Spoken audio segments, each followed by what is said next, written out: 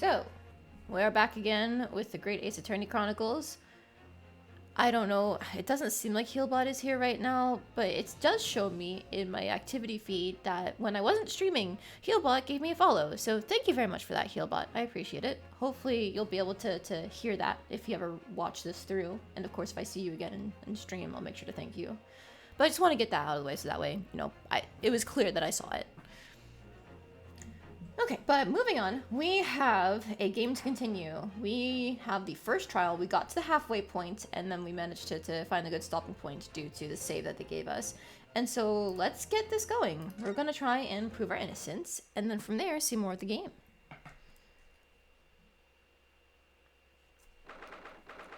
(22nd of November, 11:38 a.m. Supreme Court of Judicature? I don't remember how I'm supposed to say that. Defendant's Antechamber 5. Excellent work, Ryunosuke. That was superb. My heart was in my mouth the entire time. It was almost unbelievable. I mean, looking at you in there. You are drenched in sweat, your eyes popping, your knees knocking, and you are grinding your teeth. It was a grim sight, but before I knew it, you started finding inconsistencies in the testimonies. I think you might have a natural talent for being a lawyer. Forget it! It's terrifying! If I get through this, I don't ever want to see the inside of a courtroom again! Anyway, it looks like we've exposed your phantom lady at last. Miss Giselle Brett, a student from Great Britain, is she? That's what I was trying to tell everyone from the start! Dr. Wilson wasn't alone! There was a young woman with him, like I've been saying all along. Yes, you have, haven't you? I might not be overly confident in the courtroom, but my powers of observation are the one thing I am sure of. Yes, I can see that. So, about this young gentlewoman. Thanks to our detective friend, she was hastily escorted away from the scene, it seems. Did you see what happened with that? No, I didn't see any of it. I was just on my way out of the restaurant myself. Then, on the floor next to Dr. Wilson's table, I noticed there was a gun lying on the floor. And just after I bent down and picked it up, bang! I didn't have time to think about where the sound of the gunshot had come from.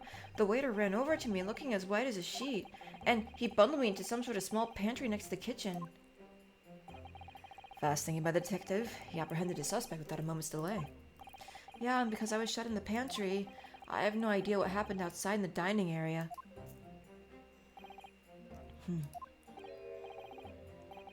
There you are. Well done, both of you. I'm assuming this is Dr. Mikotoba.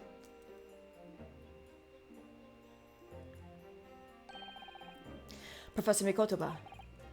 Well, it seems I was right. The pair of you make an outstanding team. You've exceeded my expectations, I have to say. Yes, it seems you planned this from the start. You arranged things so that I wouldn't be able to act as a lawyer in this trial. Our modern country is still in its infancy, our justice system even more so, which is why I firmly believe that we need to send our brightest young stars overseas to learn all they can. I wanted to avoid a situation that may have resulted in your study tour to Great Britain being cancelled. Well, it makes no difference. Lawyer or otherwise, if I'm the kind of man who can't help his best friend avert the worst crisis of his life, I shouldn't waste everyone's time by going to study overseas anyway. What? What are you saying, Kazuma? Humph. So that's your stance. I was afraid you'd feel that way. Kazuma? Well then, looks like it all comes down to you, young man. To me? Yes, you need to prove your innocence and uncover what really took place in that restaurant. I must say, I very much want to know the truth. After all, I have a personal connection to this case. Come to think of it, he said the same thing earlier this morning, didn't he? If you don't mind me asking, Professor, did you know the victim? Yes, I did. As you're probably aware, Dr. John H. Wilson was a visiting professor at UME, and it was I who invited him. Oh, I see. I didn't know that before. Anyway, you're about to go into battle. The victim was a university professor from Great Britain, and a well-known one at that. Naturally, our government is looking to identify and punish the culprit as quickly as possible. But let's not forget who we're going up against. The gentlewoman whose involvement our police bureau went to extraordinary lengths to hide.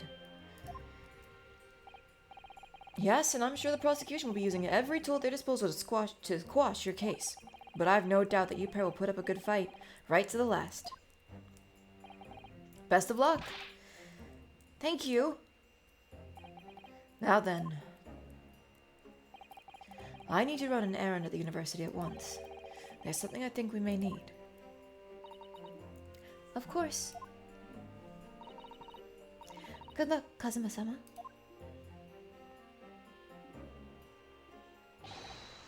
Defendant Naruhodo, court recess is over. Please make your way back inside the courtroom at once. It's time. Let's get back to it, partner. Let's go in there and deal a decisive blow before these old fossils know what's hit them. Kazuma. What?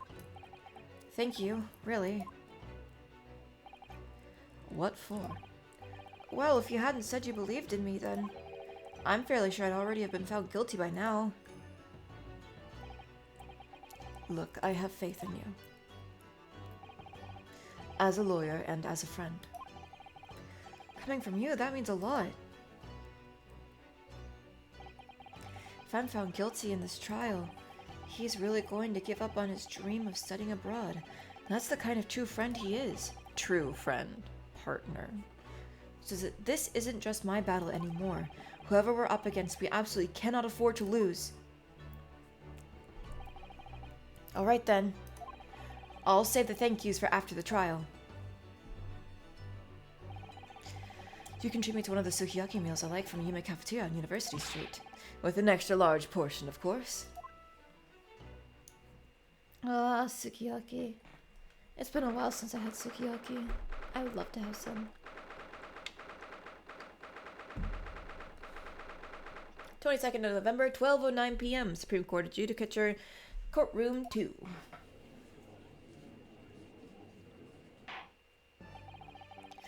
The court hereby resumes the trial of Ryunosuke Naruhodo. Prosecutor Auchi, have you managed to subpoena the witness? Yes, Your Excellency, against all odds. And thanks to a certain young stripling, prosecution is now under rather painful scrutiny from the government. Sorry. Let the government scrutinize, that's their job. It's nothing to worry about. It's highly unlikely that the good relations we forged with Great Britain will emerge from this trial unscathed. Will you still think it's nothing to worry about when the new treaty breaks down and our nation founders? Founders? Wait, did he mean to say flounders? Potentially. Again, terribly sorry. If the friendship between our nations is really so fragile, then the treaty isn't worth the paper it's written on. You really have nothing to worry about, Ryunosuke. What do you mean? A secret trial, anxiety over some foreign government's opinions, a bungled investigation, missing witnesses. Is this what our nation's justice system is? Is this the Supreme Court of Japan? Is this the Supreme Court of Japan or of England? Shut up, you jumped up rookie boy. You and your friend know nothing of the situation our nation finds itself in.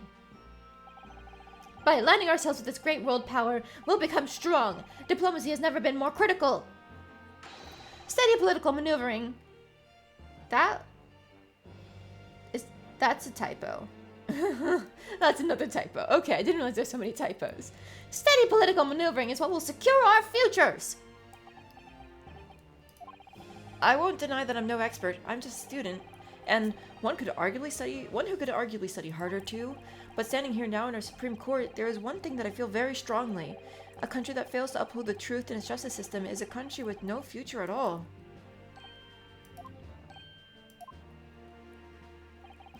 Well said, Ryunosuke, despite the wide-eyed look of terror. You little brats! Thank you, Counsel. This court is the pinnacle of our nation's justice system and exists solely for the pursuance of truth. With that in mind, this trial will now resume with the next witness taking the stand. The visiting students from the Great Britain, Miss Giselle Brett. Yes.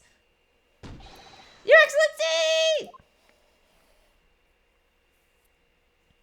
I do apologize if I peek my mic at any point. His voice lines, they're like in that range of being very coarse, not coarse, hoarse and high pitched. So I feel like I have to emulate that, but it just gets so loud whenever I do it. Well, what a delight it is to welcome such a fine gentlewoman to Japan and from such a distant land. Tea! Someone bring English tea! In England, no discussions take place without tea! Is that true? Mike hasn't peeked on your end. Oh, goodness. Thank you. Thank you for letting me know, Nick. I appreciate it. No idea.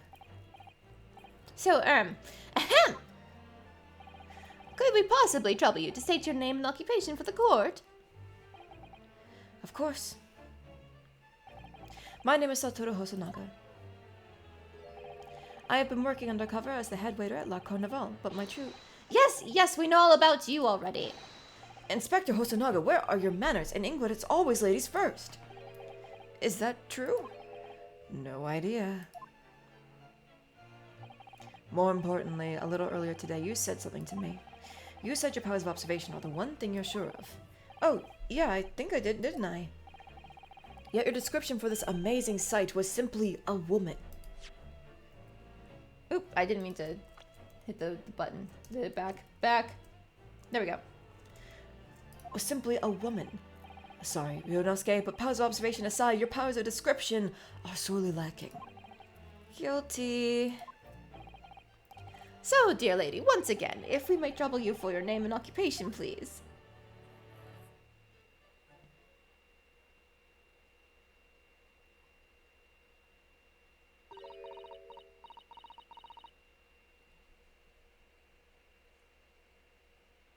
I think that's just a made-up font. I was trying to see if there's anything I could recognize, because it kind of looks like it's cursive with like the way the squiggles are set up here and stuff like that, but no, it just looks like it's just a bunch of dash lines and stuff. So yeah, I was hoping I could read it. Oh, that's a shame.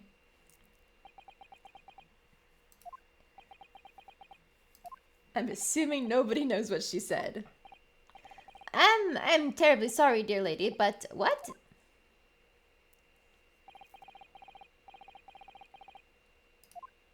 Oh, the question mark there was very cute. I wonder if somebody handwrote this. Because it doesn't look like any fake fonts that I know of. So I wonder if they had, like, somebody wrote it and then they put it in themselves.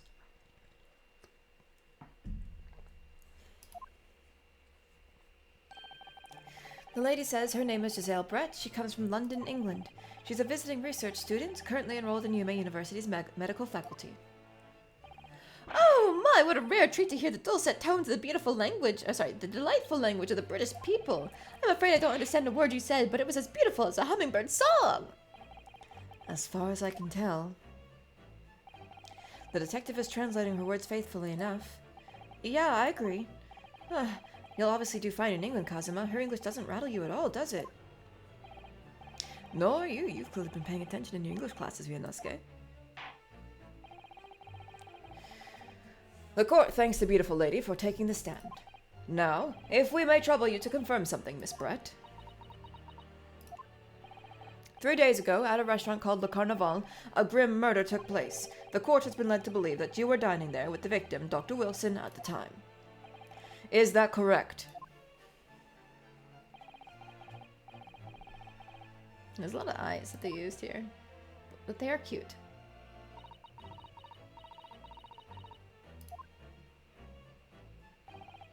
She says, yes.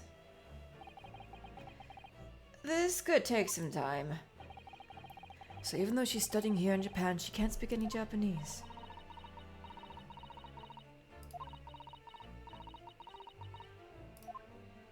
That's a cute animation where they had him nodding as he listened. That's nice. She would like to apologize for disappearing from the scene. She says that she was due to make a presentation at the university, so she had to leave immediately. Interesting, when you're the one who engineered her escape. I was just following special orders from the Bureau. Well now, dear lady, would you be so kind as to cast your eyes over this photographic print? Seeing as you were so unfortunately present at the scene of the crime, could it be that your resplendent eyes caught sight of the wicked perpetrator, perhaps?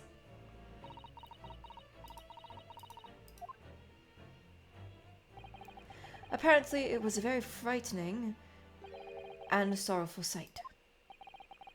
Do you mean to say? Yes, it would appear that the lady did witness the crime. The very moment when the accused, standing right there in this courtroom, shot the victim in cold blood. Ooh, I like the feathers at the back. It's very cute. Order! Order in the court! Did you hear that, Your Excellency? Here we have an absolute conclusive witness statement. Well, it looks like it's clear now. Clear who our real enemy is. Unfortunately, I will have to ask you to formally testify, if you please. Kindly tell the court the exact nature of this frightening and sorrowful sight you described.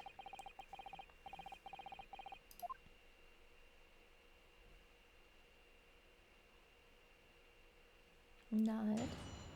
I'm glad that they didn't do the whole, like, he whispers to her, she goes to talk every single time, because that would get very slow very quickly. So it's good thing that they just had her apply to things normally.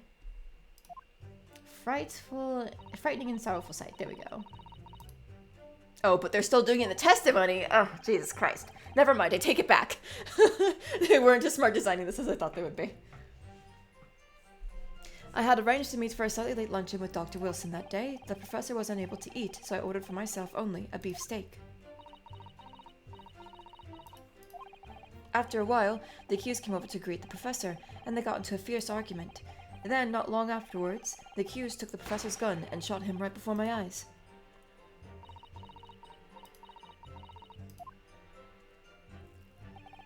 I don't carry a gun myself, so obviously I couldn't have been the culprit.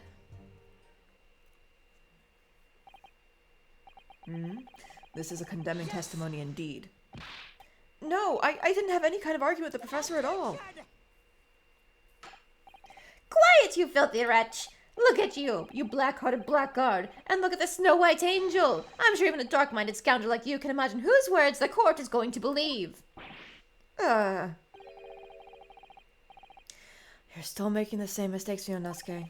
You mustn't blurt out when you're goaded like that. That's a lesson you need to learn. But he's so annoying. Of course, I was at the scene as well. I took statements from this lady and the two witnesses who testified before and reported back to the bureau. It was decided that Miss Brett was not involved, so let her go. The testimonies of the last two witnesses were completely worthless, however. Well, even so. On the day in question, the lady was wearing the same outfit as she is today. As you can see, there is nowhere about her person where she could conceal a firearm. Excuse me? Yeah, I think she had a gun almost anywhere in that outfit if she wanted to. There's a whole fucking bunch of tail feathers in the back. Easily she could hide something there if she was smart enough or, like, conniving enough. And let's be real here. It's a woman in Ace Attorney game. They're either going to be the cute, sparkly, innocent, charming, I wouldn't hurt a fly type, or they're going to be fucking deadly. There is no in between. Okay?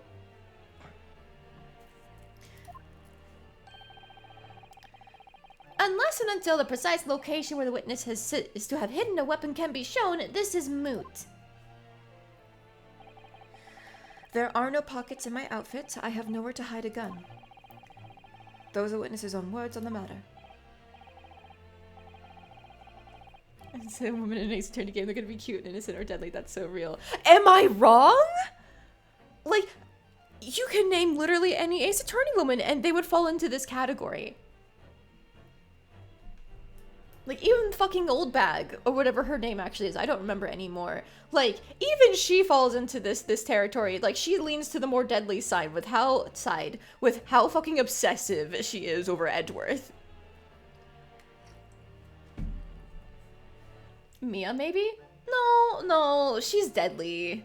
Like, not in the, like, we'll kill you way, but in the, like, smoking hot babe way, you know?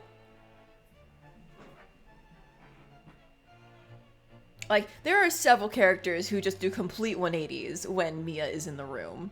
Or when somebody channeling Mia is in the room. You know? You know. Capcom women be like, exactly. That's ridiculous. If only I was allowed to lift up her dress, I could prove it. Ryunosuke, stop! Bad! No! I know you're gay, but don't. Ryunosuke, please. Don't think about doing anything rash, Yonosuke. But I didn't fire the gun I picked up. There must have been another gun there that day. You're right about that, which means this lady was hiding a gun somewhere. Yes, that's what we have to prove now. And to do so, we will need to pull her testimony apart. Oh, the smile, the sneaky little smile. The defense may now cross-examine the witness. Oh, yes, Your Excellency. Okay, please tell me they don't actually keep the first part of her testimony where she's just doing the random... Okay, thank you. Okay, so they only kept her speaking the gibberish in the first statement, but not in the cross-examination section. Goodness. Good. Okay, I had arranged to meet for a slightly late luncheon with Dr. Wilson that day. We're pressing everything. After 2 p.m., in fact. That's really quite a late lunch, isn't it? You don't keep up with the latest fashions from Britain, do you? Late luncheons are en vogue. En vogue? I think it's en vogue. Isn't that right? No. Oh! A decisive English no has quite a sting to it. The gentlewoman is currently working the victim's research laboratory, it seems, so it was apparently a daily occurrence that they would lunch together. But on the day in question, the victim had another appointment at the clinic first. Yeah, which we can prove from a medical report card that was submitted as evidence earlier. That's right. Miss Brett and the victim went to lunch following the victim's treatment, which is why it was so late. Yes, that all makes perfect sense. Such wonderful logic! What a shining example of English intelligence this fine woman is! So you both arrived at the restaurant. What happened next? The professor was unable to eat, so I ordered for myself only a beef steak. Yes! He was unable to eat, you say? And that was because he just had a tooth removed at the Hada Clinic, correct? That's right. You're supposed to actually check with the witness before answering. Was Miss Brett aware of that fact? It seems so, yes. She'd heard that the professor was to have some dental treatment. So that would mean that it was you who ate the steak pictured here. Is that right, Miss Brett? That's right, yes. The print you have there shows the table exactly as it was left after the horrifying events.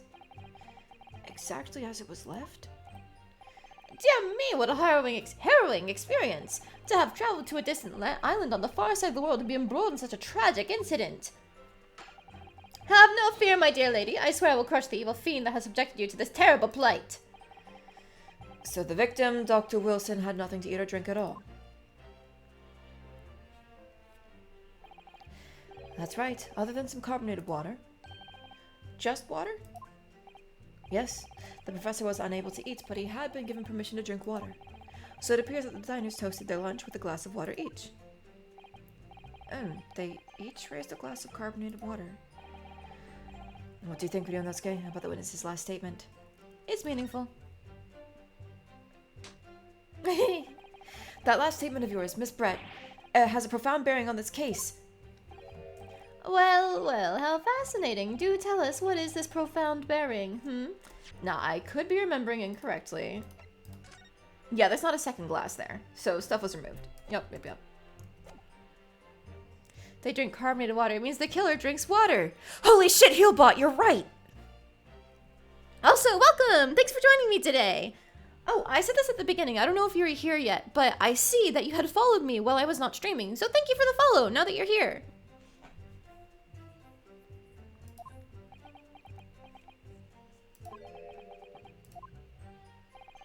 The significance of the statement will become apparent when the time is right. The defense calls for the witness's last statement to be formally added to the testimony. Well sidestepped, counsel. Very well, Miss Brett. Kindly repeat what you just said to be added to your official testimony. Gladly, she said. That was brilliant, Kazuma. I'm going to remember that one. Which one? The significance will become apparent when the time is right. I could really use that phrase. I'd hope there are some more useful tips you're picking up from this experience than that, Ryunosuke. I ordered a beefsteak for myself, and the professor and I said cheers over a glass of carbonated water, and then this is where we can present. Excuse me, that doesn't match. Yes!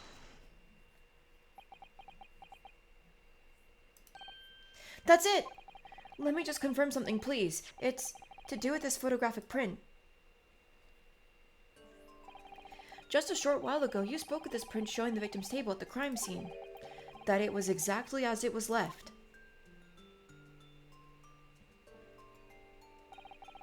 That is correct, the lady says. Well, it's odd. Very odd. Dear me, what's odd is a defense's inability to express itself. Ryunosuke, what is it about the print that looks odd to you? Well, obviously, it's the cheers. The cheers. Miss Brett just told us that she and the professor said cheers over a glass of water.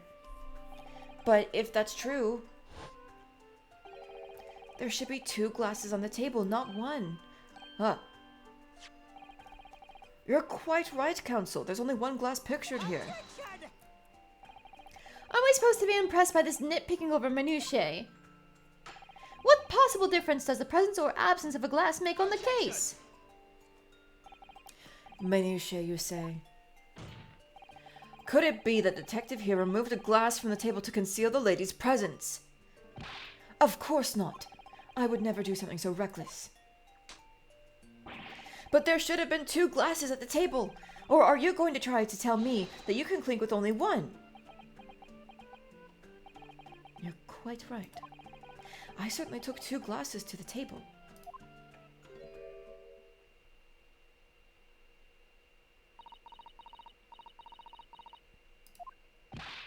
Inspector, what did the lady say? It would seem that it was Miss Brett who took the glass from the table. What? It was all so terrifying, everything that happened. I panicked and thought I should try to hide the fact that I'd been there at all, she's saying. Good gracious!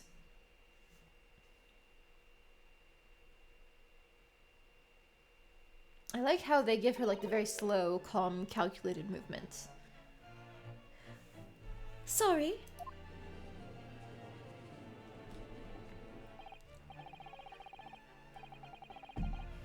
Like, I'm not... I don't like, with the original trilogy, the updated sprite works where they like smoothed out all the pixels and...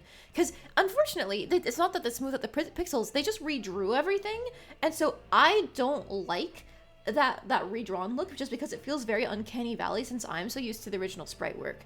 However, with the Great Ace Attorney Chronicles, I really like the direction they took with the 3D models. They're very expressive, they're all quite nice. It's just, they look and feel good.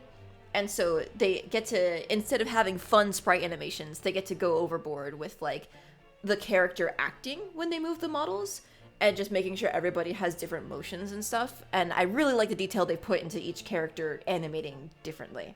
It's probably the bare minimum, but it's still very nice to see how the Ace Attorney flavor gets pulled over to in a way that I actually prefer as opposed to just the redrawn sprites.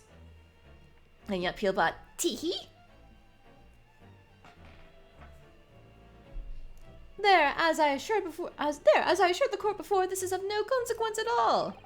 Oh, please. We must remember that the student had just murdered this lady's luncheon companion before her very eyes. Who could blame her for concealing a glass or 2 in her state of disarray?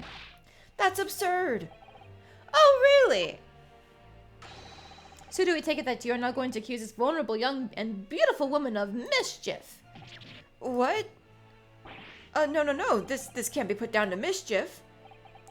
I'd like to know exactly how the lady took the glass from the scene.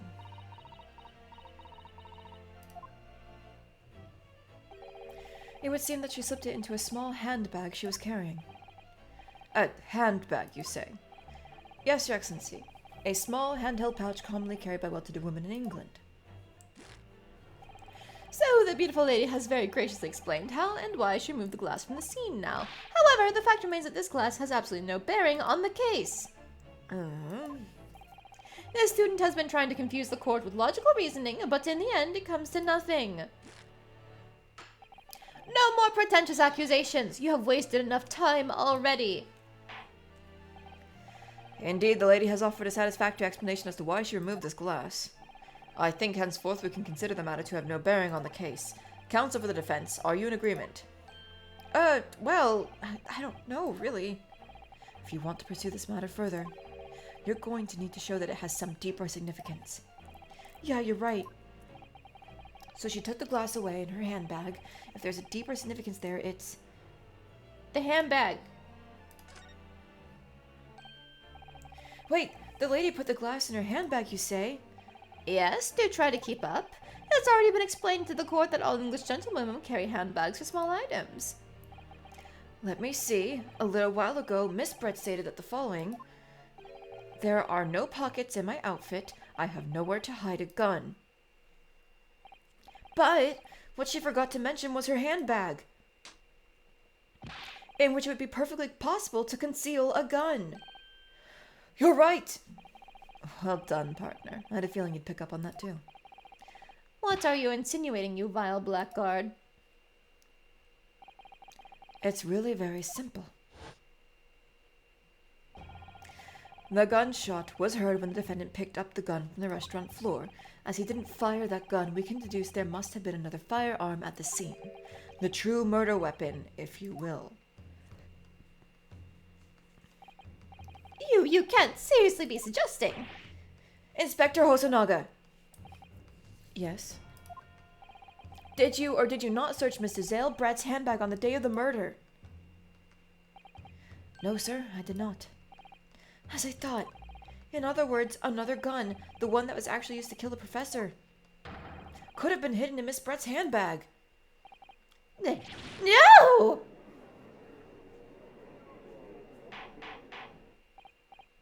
Order! Order!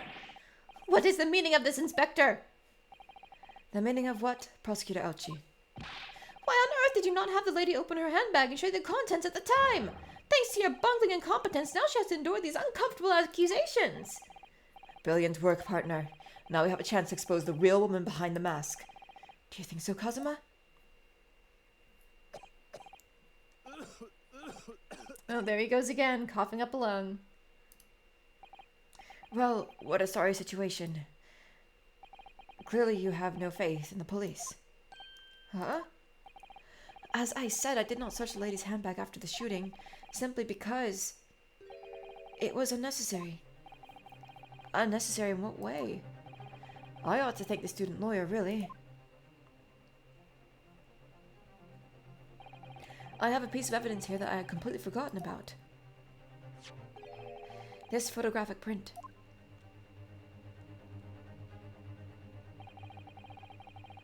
This print of a photograph that I thought would be prudent to take immediately after the shooting. As you can see, it clearly shows Miss Brett's handbag. Well, I never. You can see right through to what's inside. That's right. Apparently, meshwork bags like these are the height of fashion in London at the moment. So the contents are clearly visible. Exactly. So there was no need to search the lady's handbag. If there had been a gun inside, it would have been immediately obvious. Huh! As you can see, there's nothing to imply Miss Brett's guilt here. Oh, they both tilted their head at the same time. That's cute. I like the animation sync up there. That's very nice. Thank you for helping to prove that, Naruhodo-san.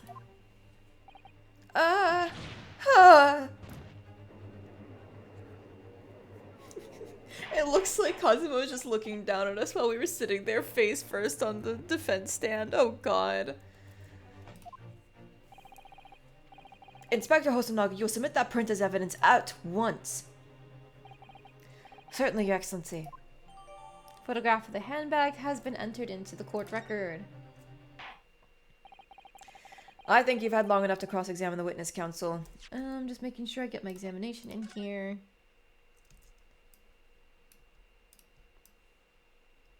Okay, so there's nothing to actually examine. Not examine, but like to go in more detail on there. Alright. think you have long enough to cross-examine the witness, counsel. The court has now been shown considerable evidence.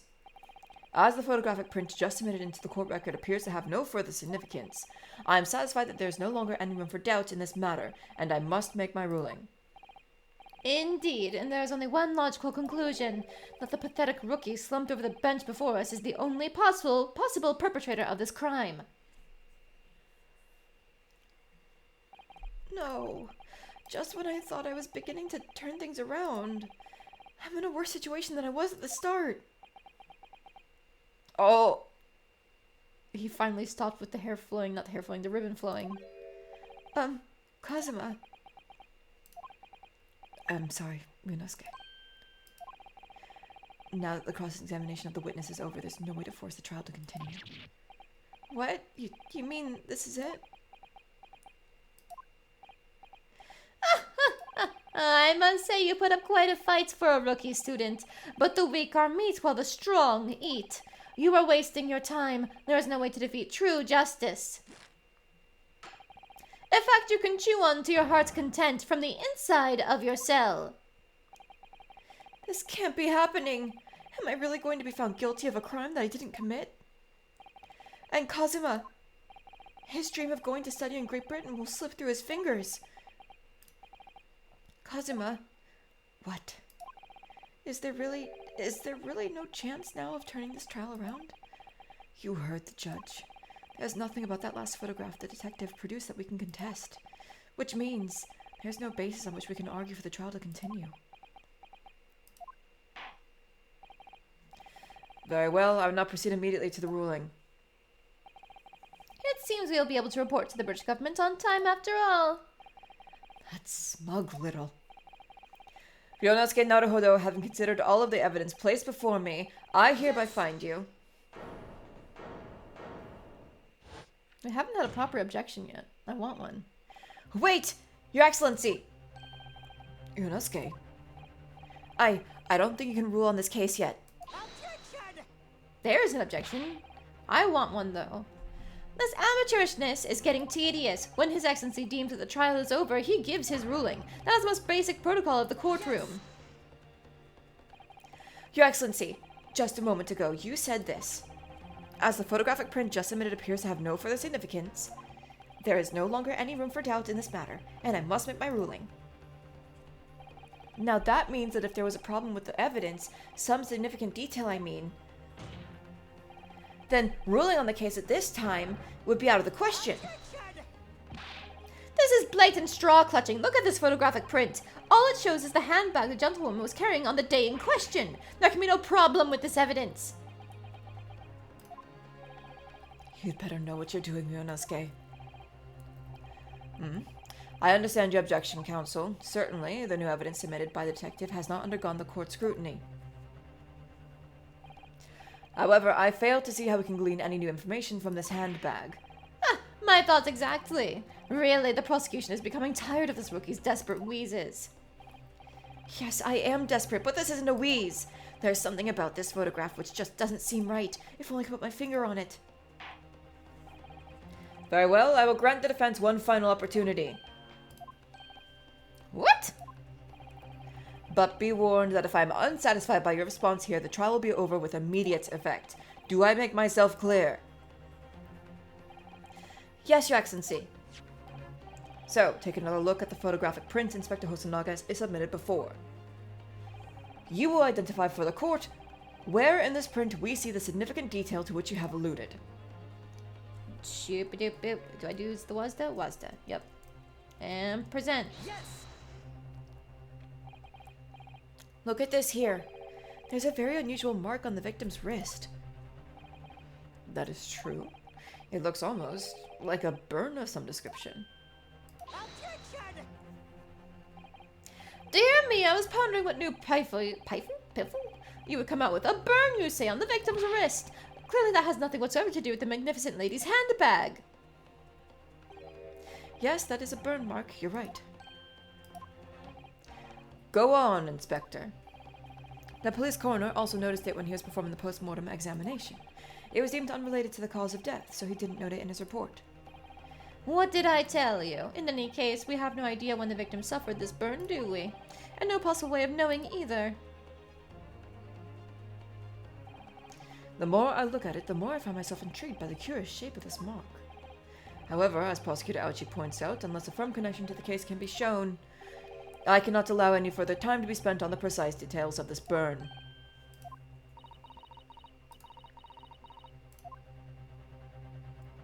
What do you got to say now, lady? Excuse me, Your Excellency. It would seem Miss Brett has a lunch appointment with the Dean and other university staff. She would like to know if she may be excused from the stand now. Oh, of course, dear lady. We shan't hold you up any longer. I'm quite sure His Excellency is about to give his final ruling anyway. What's your thinking on this, Ryunosuke? Do you believe this burn does have something to do with the case? To be honest, I'm not really sure, but if I don't keep pushing, then it's all over. So I was thinking I should keep digging and digging, in the hope that I might uncover something useful. Yes, you're right. I am. If we can just link that burn to the case, if we can do that, we might be able to prise the shutting door back open again. Just give up, Counsel. You can't possibly hope to do that. Indeed, I'm afraid that without evidence, I can't allow you to pursue what is little more than conjecture. But if we had evidence? Evidence that irrefutably linked the burn on the victim's wrist to the case, then you would allow it. I would, yes. To tell the truth, I hadn't noticed that burn, but as soon as you pointed it out, what I did notice was the color draining from Miss Brett's face. Really? I have to find some link between that burn and the case. I love his little deep breath. It's very cute. This is the moment of truth. It's time to find some evidence that proves what that burn really means. So then, the defense will now present its evidence to the court. The evidence that demonstrates an inextricable connection between the victim's burn and this trial. Which photograph was it? Was it this one? Yeah, there it is, the little bowl. Yes! What's this, Counsel? Yet another print. Yes, Your Excellency. I believe photographic prints are an amazing invention. When we humans look at a scene, we miss things. But in a photograph, things we may have overlooked at the time are recorded forevermore. Do hurry up, Rookie. What are you trying to say? To inconvenience this poor lady any further really would be quite inexcusable.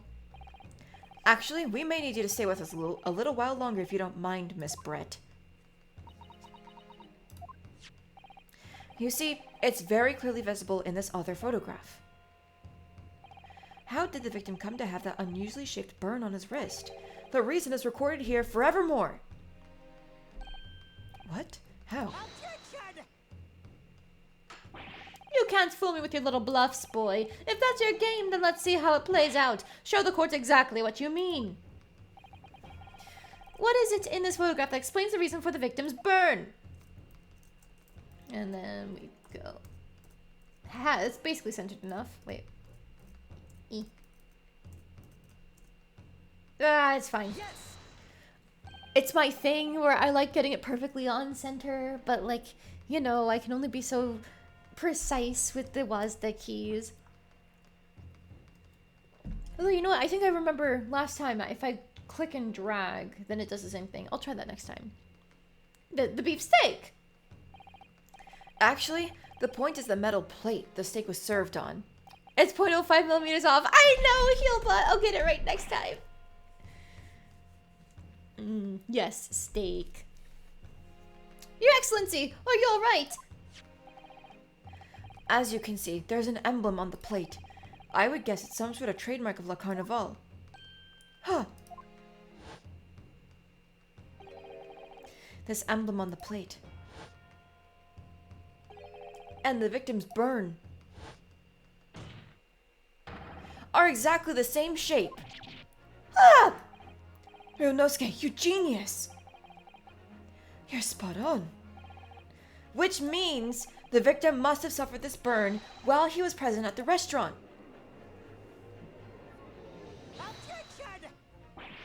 But even if that is the case, we can't know if it happened on the day in question or not. It could have been the day before, the day before that. It most likely happened at some other unrelated time. Well, Objection! Ooh, that's a nice objection. Very, very strong. sadly, Prosecutor Ouchie, the chances of that are extremely slim. Thanks. Why? The outline of the burn is clearly discernible. Such a serious injury would have caused quite a commotion in the restaurant. Wouldn't you agree, Inspector Hosonaga? I can't imagine having missed such a terrible disaster, certainly. But... I would say, looking at the picture of the wound, that it wasn't suffered very long ago. And although it's not a particularly large burn, it's extremely well defined, as the defense just pointed out. This was no mild burn, that's for sure. Can you be more specific, Inspector? Well, let's see. If the plate was at around 90 degrees centigrade, a burn like that would have taken around 3 seconds. It's inconceivable that the victim wouldn't have let out a scream of pain then. I've been investigating at the restaurant for several weeks already, but I've not heard anyone scream at all. As the head waiter of Le Carnaval, I can testify to that without hesitation. But you're a detective, not a waiter! Yes! There you have it. Something isn't right here. As the detective said, anyone who burnt themselves on a piping hot plate for 3 whole seconds would scream in pain. There's no question of that. And yet Inspector Hosonaga never heard the professor scream, not on that day or any day before it. That's right. And the strange thing is, on the day he was shot, I didn't hear him cry out either. What are you suggesting? Well, if the professor had carelessly laid his wrist on the plate for anything like 3 seconds that day... That would be beyond careless, I think, Counsel. Then the rest of us in the restaurant, myself, the sergeant, and the old antiques dealer, all of us would, without any question, have heard him scream. Wouldn't you agree, Prosecutor Ouchie? Well, yes, I suppose. So the question is, why didn't a single person hear Dr. Wilson scream? I almost don't believe it. Ryunosuke, do you think? Can it really be true?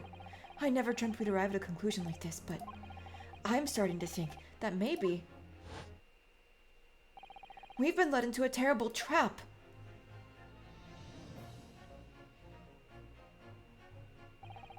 There's only one explanation I can think of to make sense of this apparent impossibility. On the day in question, when he suffered the burn to his wrist, Dr. Wilson Was already deceased because he would wake up if he got burned. No man could remain silent when his wrist was burning on a piping hot plate for 3 whole seconds. That's clearly impossible, apart from in one particular situation. Counsel, are you suggesting? Yes, it's only possible if the man was already dead. Already? Dead?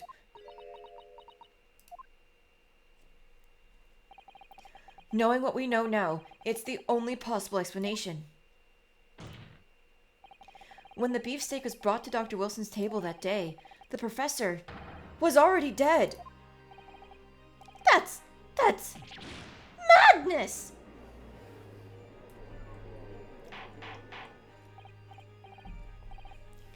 Order! Order, please! Counsel, please explain this absurd notion at once. The victim was killed by a gunshot. That's right! That's absolutely right, Your Excellency. This is just another ridiculous ploy by the rookie students, but clearly he has no grasp of the facts. No, Professor Ouchie, it's you who has no grasp of the facts. Did I say professor? I meant prosecutor. Prosecutor Ouchie. I beg your pardon! As soon as it became apparent that the victim had suffered that burn while at the restaurant, this whole case was turned upside down. Or have you not grasped that yet? Your Excellency, this court must hear from this witness again. If it's true, as we now believe, that the victim was already dead before the gunshot was heard, it's highly likely that Miss Brett knows something about it. Incredible! I certainly didn't anticipate this twist of events. I'm sorry to say, Miss Brett, that you will have to forget your luncheon engagement. But Your Excellency! The justice system in our country may be in its infancy, but rest assured, all reasonable doubt must be dispelled before I'm prepared to pass judgment. Thank you, Your Excellency.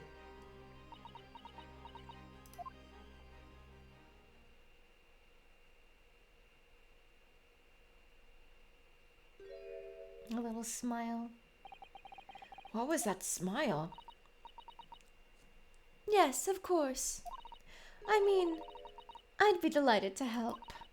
Especially if it helps relations between my country and yours. Ah, Miss Brett, you speak Japanese?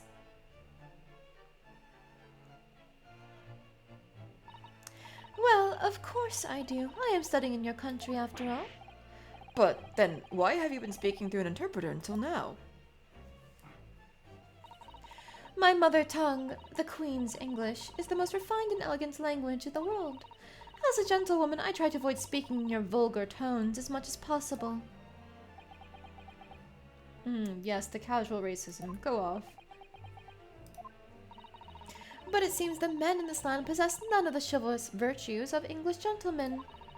So I can see that I shall have to lower myself to communicating with you all on your own level. Oh, well, you are the epitome of a true English gentlewoman. We are truly honored by this lavish consideration you so graciously afford us. I see. In that case, Miss Brett, I will now ask you to testify in your own words about the events leading up to the death of the victim, Dr. Wilson. So we're finally going to hear her own words on the matter. Things are going to get interesting, Ryunosuke.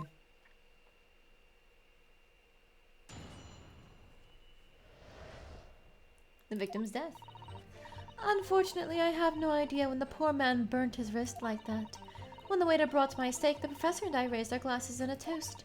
As far as I've heard, the post-mortem report showed no other possible cause of death besides the gunshot. If there's some other way a man's life can be taken without leaving a trace, please do show me. But of course, this country's inferior investigative techniques probably wouldn't pick up on it anyway.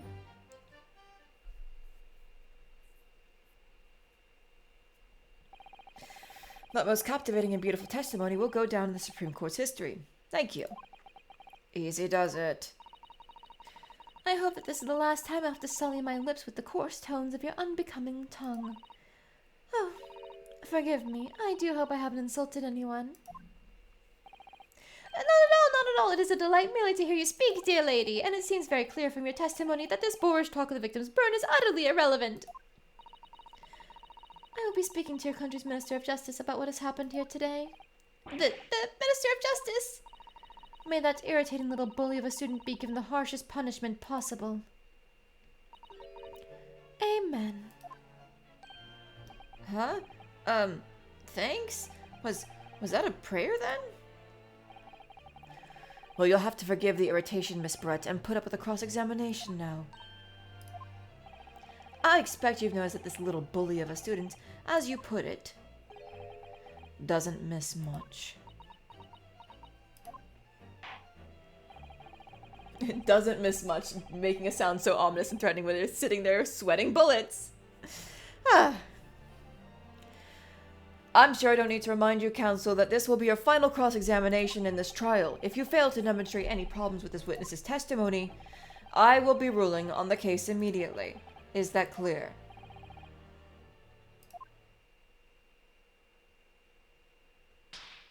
Ooh, that was good. I like the little quiver on the lips from the impact. Nice animation. Yes, Your Excellency.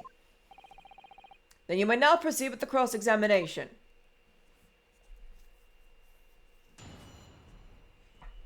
Alright, the victim's death. Fortunately, I have no idea when the poor man burned his wrist like that. I think I can skip that safely.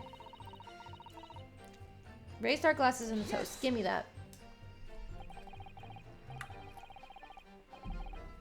As you testified before, you were drinking carbonated water, is that right?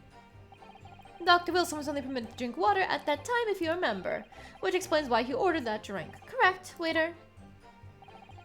Exactly as you say, sir. Although, Although? whether or not the professor actually drank any of the water when I delivered the steak to the table, I'm afraid I don't remember that. Damn you. I have enough English to understand that at least. For the benefit of the others in the court, it means bless you. I think it means the exact opposite. Anyway. As far as I've heard, the post-mortem report showed no other possible cause of death besides the gunshot. Yes! Yes, it's written here in the paperwork. Fatal hemorrhage from ballistic trauma. Yes. Luckily for all of us, a little burn on the wrist isn't going to kill us. And as there were no other signs of trauma on the victim's body to indicate some other cause of death, it can only have been the bullet from your gun that put an end to this innocent man's life. But it doesn't make sense! The burn must have happened straight away, when the plate was first brought to the table by the waiter. Yes, that's true. If it had cooled even slightly, it wouldn't have been able to make a burn like that. And if the victim burnt his wrist on the hot plate as soon as it was brought out from the kitchen, then he must have already been dead at that point. And yet, the fact is the victim was killed by a gunshot to the chest. Unless you're able to show the court evidence to disprove that, that is a complete waste of time. I concur. Prosecutor Alchi is right.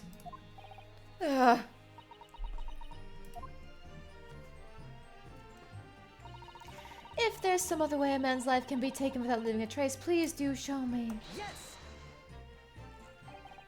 Without leaving a trace? If someone is shot or strangled or stabbed or thrown from a height.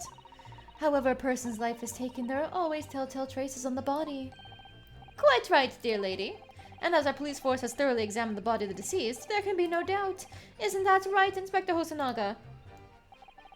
As I've said, I've always aimed for a flawless investigation. There would be physical traces with all those causes of death, that's true. But maybe there's some other way of killing someone that doesn't leave a mark. If, heaven forbid, you doubt me, young man, you're going to have to tell everyone how exactly you think the professor did lose his life. Otherwise, I'm afraid your argument falls rather flat, doesn't it? Oh no, perish the thought! Calling such a sweet young lady's innocence into question. On my honor, I, Takatsuchi Auchi, will cut down any who dare cast such aspersions. Aspersions, I think it is. A way of killing someone that leaves no trace. We need some evidence to back us up here. Yeah, evidence. Oh, but of course, this country's inferior investigative techniques probably wouldn't pick up on it anyway. Yes! Inferior? What do you mean by that? In the lands of the Great British Empire, the police store everything found at a crime scene for later examination. But in this country, you investigate once and that's the end of it. Isn't that so? Quite right. The carnival is open for business as usual today, just days after the incident. Exactly. Which means that even if the investigation takes a different direction, vital evidence may be lost. Hello? Why are you coughing like that? It doesn't even occur to your naive detectives to try to preserve the crime scene. I'm trying to be as tactful about this as I can, you understand. A killer blow! The lady's as formidable as she is beautiful! Amazing. He's actually admitting our police may be flawed. Perhaps Prosecutor Auchi is finally starting to see sense. I very much doubt that. Still, there's something about what Miss Brett just said. There was a moment before when something didn't seem quite right. He's still coughing. What do you think, Ryunosuke? I think it's going terribly. No matter how much I press her, I'm not turning up any new information.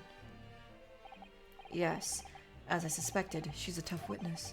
We need to find a way to break her testimony, or the cross-examination will be over. But that would mean I have to find a way. There must be some clue somewhere to help us find a chink in her armor. Kazuma? What, Ryunosuke? There is one thing I noticed. Something that's been bothering me. Bothering you? You mean? About Miss Brett? Actually, no. About the person standing next to her. Inspector Hosonaga. The detective? Yeah, he seemed to react a little strangely to Miss Brett's last statement. I was wondering if it might be significant. If it might present an opening, maybe? Alright, I have an idea. Try pressing around that last statement one more time. If you think so, but this time, instead of targeting the woman herself, let's see what we can get out of the detective. Alright then. I wonder what Cosmo's thinking. I'll find out soon enough, I suppose, once I press Miss Brett on her last statement again. There we go. Next.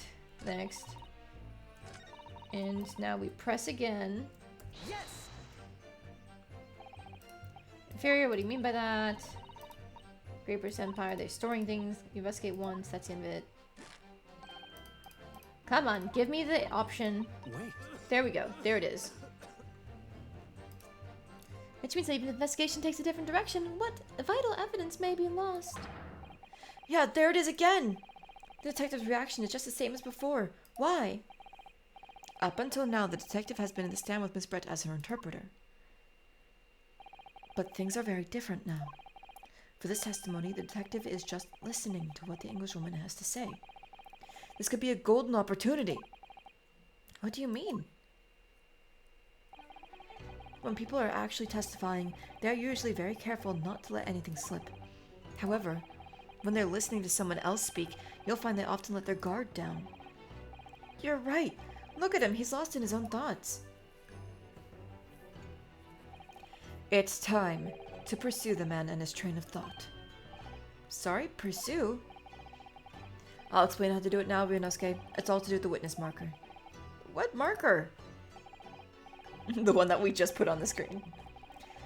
At the moment, we're focused on Miss Brett, who is the person actually making the current statement. That's a nice little pop-in box there.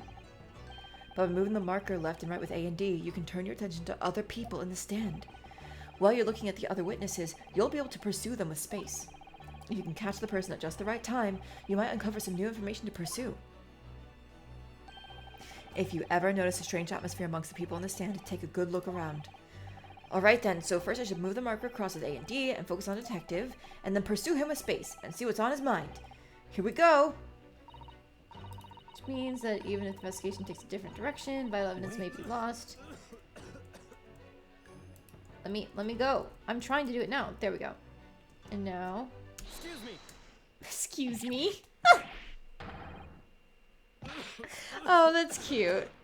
I wonder if it's meant to be like sumimasen or something like that. Or chotto mate. Maybe, oh, if it was chotto mate, that'd be wait a minute. He wouldn't be saying excuse me. He's too polite. So it might be a sumimasen or something like that. I'm so sorry. I didn't mean to shock you. He really was lost in his thoughts, deeply. It looked like you were thinking something just now, Inspector. Perhaps, having heard what the lady next to you had to say. If there's something you'd like to say, please, share it with the court. What is the meaning of this? It's the delightful Englishwoman who's testifying at the moment. If you can't find fault with her testimony, then the cross-examination should be over immediately. Is that how it works? Absolutely not. Hmm? The detective is in the stand, which makes him a valid witness. Yes, not to mention the fact that he's intimately involved with the case. Inspector Hosonaga. Yes? Do you have something to add in relation to the statement just made by Miss Brett? What you gonna say, man? Well, yes, if you don't mind. I would like to speak.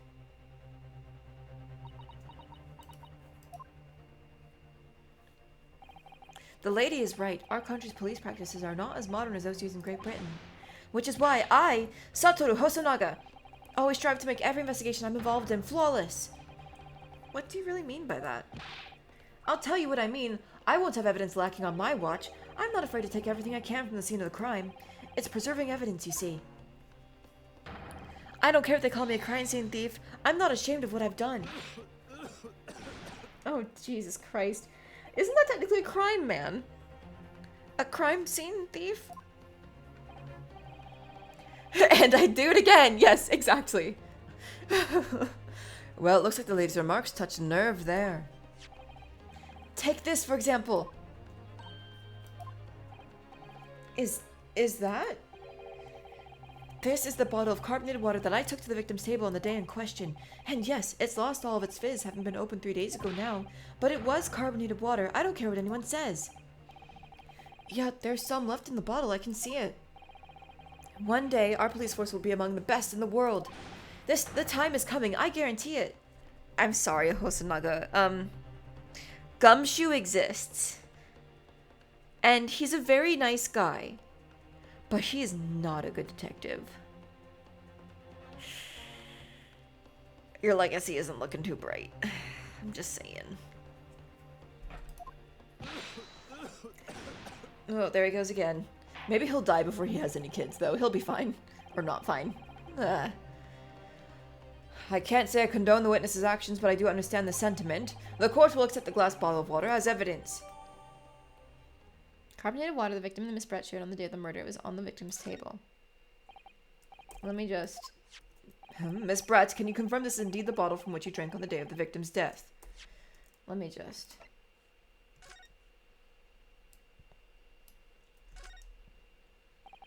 The label is written in a foreign language that I don't recognize. Do you know what it says, Kazuma? I think it's French. This must be very expensive water. Yeah, but what does it say? That's what I was asking. Then go to France and ask. You could just say that you don't know.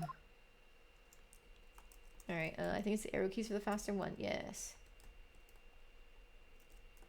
Can I look at the water?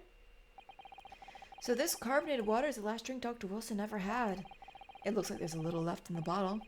Although it's just plain water now. You know, I've been sweating so much. I'm absolutely parched. I'll just have a sip of this to keep me going. No, Ryunosuke, you can't do that. For one thing, that's evidence. You can't go drinking evidence. Oh, no, you're right. We don't know what might be inside, do we?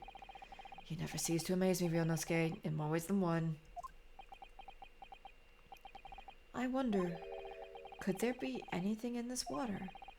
What's the matter? You've gone quiet all of a sudden. I think I might have just worked something out. An interesting possibility. It's poison! Can I look at the lip of this? Nope. Doesn't look like it. It's a very nice 3D model. We've come a long way. I remember the fucking 3D models in... I think it was the basic Ace Attorney game. When they re-released it on the DS and they added in the 5th case, they had like really shitty 3D models there. Oh, the fucking urn rotation. God, I hate that puzzle. Okay. Gotta get him back out of here.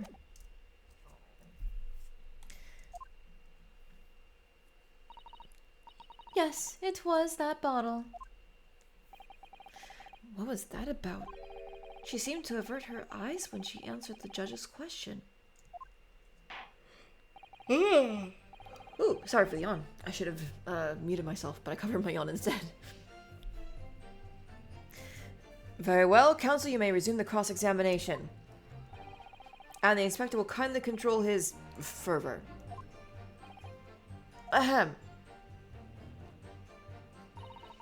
Alright, unfortunately I have no idea when the poor man burned his wrist like that. Grazed glass and toast. Showed no other possible cause besides the gunshot. Leaving a trace. Printed for your investigative techniques probably wouldn't pick up on it anyway. So he wasn't added to... Is it that I press again or I submit? I'll press again real quick. Without leaving a trace. Someone is shot or strangled or stabbed or thrown from behind. However a person's life is taken, there are always telltale traces on the body. Quite right, dear lady, and as our police force has thoroughly examined the body of the deceased, there can be no doubt. Isn't that right, Inspector Hosonaga? As I've said, I always aim for a flawless investigation. There'd be physical traces with all those causes of death, that's true. But maybe there's some other way of killing someone that doesn't leave a mark. If heaven forbid you doubt me, young man, you're going to tell everyone how exactly you think the professor did lose his life. Otherwise, I'm afraid your argument falls rather flat, doesn't it? Oh, now perish the thought of calling this sweet young lady's innocence into question. On my honor, I, Takatsuchi Aochi, will cut down any who dare cast such aspersions. Way of killing someone that leaves no trace. Need some evidence to back us up here. Yeah, evidence. Okay, so I think I am supposed to present the bottle on that one. We go to E. There we go. Yes! What is this? The bottle of water. Actually, there is one method of killing a man without leaving a trace that comes to mind. Obviously, I'm referring to poison. Poison! On the day of his death, we know that Dr. Wilson drank from this bottle of carbonated water. Could it be that there was poison inside? He's all shocked. Could it be that the professor actually died after taking a sip from his glass? I wonder how her hair curls work. Like, how does she do her hair every morning? It must be a lot of pins and whatever gel they use to make it sit in place. Because I don't think they have hairspray at this time. I think they only have, like, hair gels and stuff. And on that day, who was sitting at the same table as the professor and was able to slip the poison into his drink? There was only one person who could have possibly done it. Giselle Brett, it was you! Objection! This is outrageous to suggest such a thing without even a scrap of evidence! You little rookie imbecile! Have you even considered the delicate situation our country finds itself in now? Have you forgotten that we've only just signed an accord of friendship with the British Empire? Have you the vaguest inkling that your rash accusations could jeopardize the entire treaty? Objection! This is not a political arena. This is a trial to determine one's individual guilt with respect to one crime. What? The fact that this woman is British makes no difference. We are here to determine the truth. If I may, I will silence you forever for this disgraceful attack on the lovely young. Ooh. That was a very vicious shut up. I love that. It is you who should be silent. Of course. Dear lady! Oh, where did that come from? She just snapped.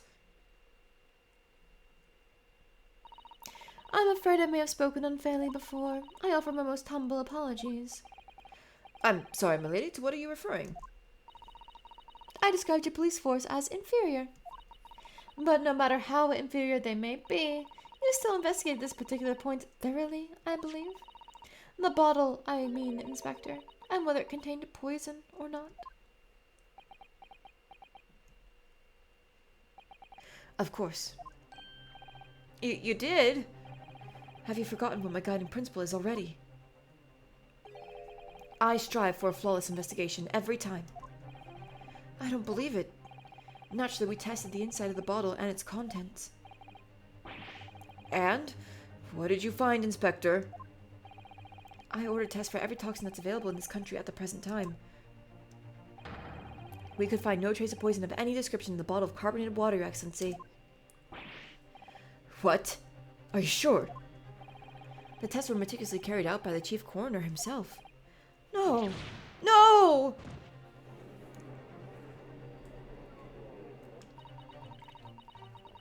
I'm very grateful to all you Japanese. You have successfully salvaged my complete innocence in this horrid affair. Thank you. But of course, dear lady, the pleasure was all ours. I was so sure. This can't be right. Everything falls into place if he was poisoned. Thank you, counsel. I think that cross-examination has clarified everything. As the prosecution have asserted, a shot to the chest from this gun is the only conceivable cause of death. Furthermore, the accused, who by his own admission was holding this weapon, is the only possible culprit. I'm done for. The court wishes to apologize for the great inconvenience this has caused you, Miss Brett. Oh no, I'm just glad the matter is resolved.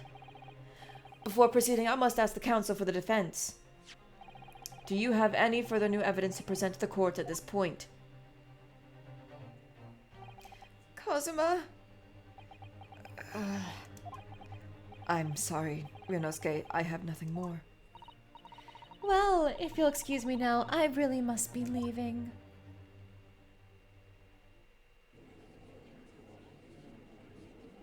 Hold it! Ooh, who's that? Oh, there she is! That wasn't the voice I imagined for her. But I still kind of like the more airy thing I was doing.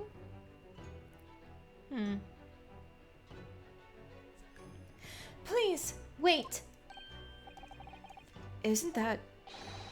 What is the meaning of this? Forgive me for intruding on court proceedings, Your Excellency. Susato Mikotoba, Judicial Assistant to the Defense. Mikotoba? In my darkest hour, with nowhere left to go, she appeared like a bolt of lightning. And in her hand, she carried a small package wrapped in a furoshiki cloth.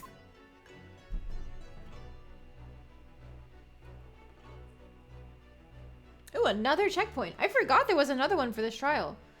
I mean, I'll take the free save.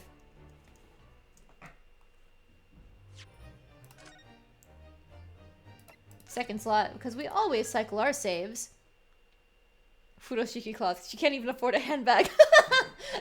What a peasant she is, not having the latest British fashions in Japan.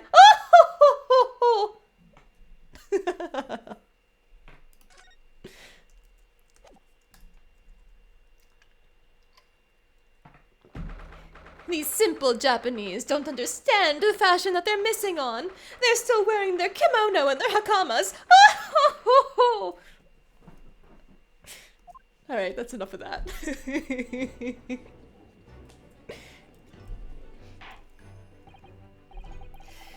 Well, I understand you're the judicial assistant to the defense, but why the sudden ingress into my courtroom? A judicial assistant, and a woman no less. Hey, fuck off! The rules state that females are not permitted into this court of law other than to testify. Yes, I fully understand. I ask only for 5 minutes of time. I have some vital evidence that I must hand over to the defense. You're too late, little girl. This trial's already been concluded. 5 minutes.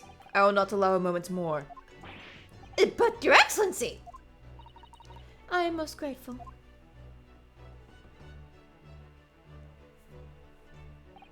Who exactly are you? I'm sorry, there's no time. Please, simply accept this for now. What is it? A report about something written in English? It's Giselle Brett's research. The Englishwoman's?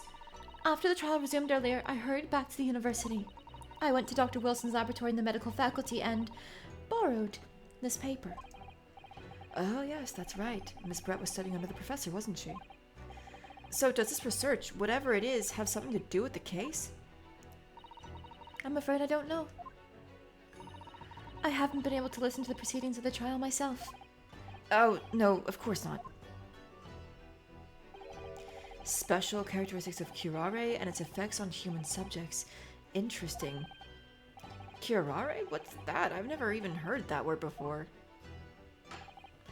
Time's up! The prosecution demands the immediate removal of this female trespasser from the courtroom.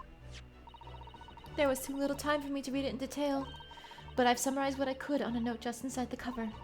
If you think it could be valuable, please cast your eye over it. This is wonderful, thank you.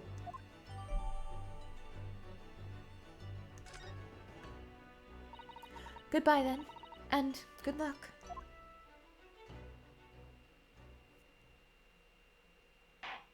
Alright, real quick. Court record. Let's see. Next page.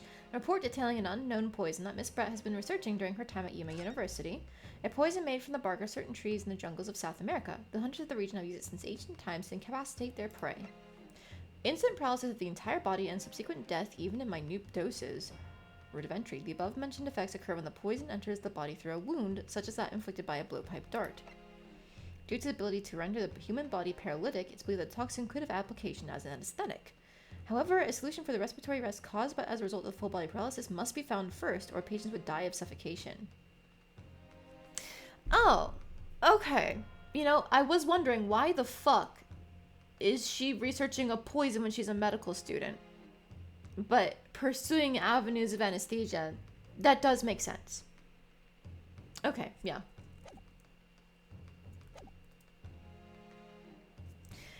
You've had long enough, Counsel. We cannot detain our English guest any longer.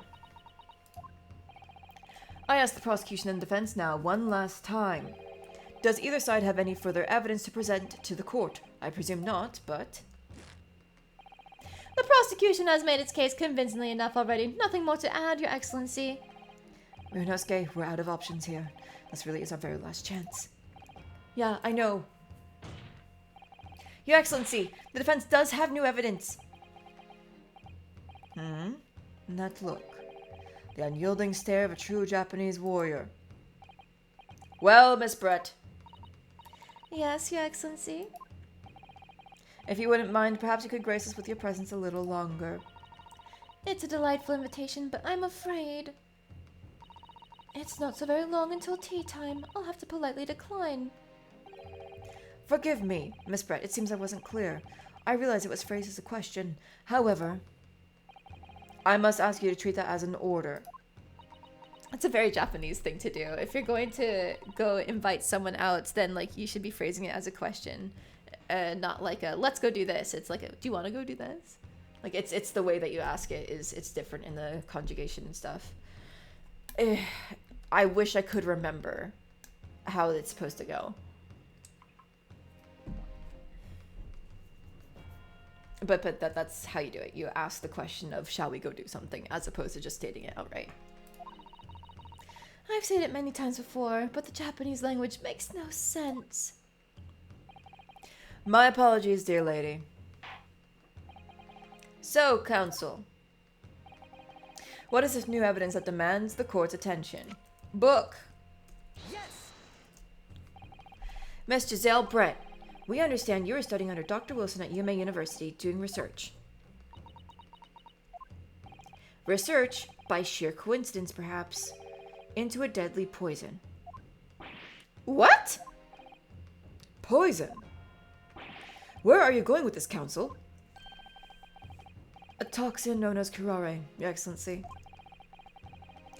Even the slightest amount of this deadly poison entering the body leads to instant death. What? What complete and utter nonsense? Kirare, you say? I've never even heard of it. You wouldn't have done. What do you mean? I mean that you wouldn't have heard of curare before for one very simple reason. It doesn't exist in our country. It doesn't exist. Correct, which means no matter what test the police can do for toxins, they'd never identify curare. Why? Because there is no test available here that can identify the presence of this highly deadly poison. What?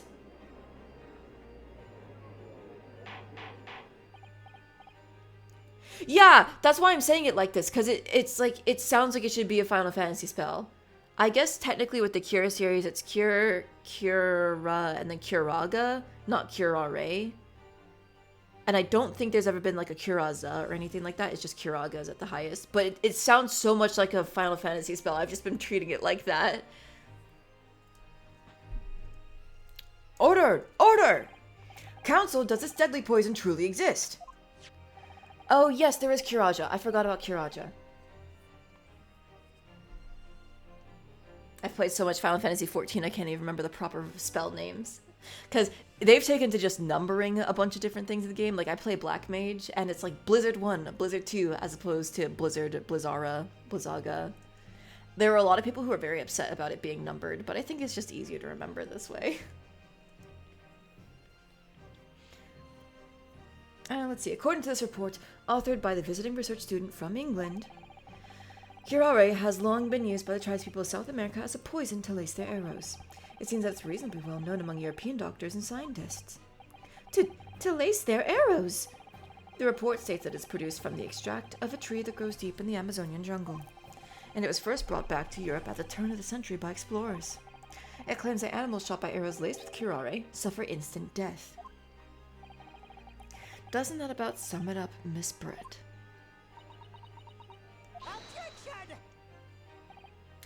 Trumpery! Those aspersions are utter trumpery. To start with, if the victim had been administered some of this so-called deadly poison, he would have been squirming and writhing in pain, and the other diners would have surely noticed.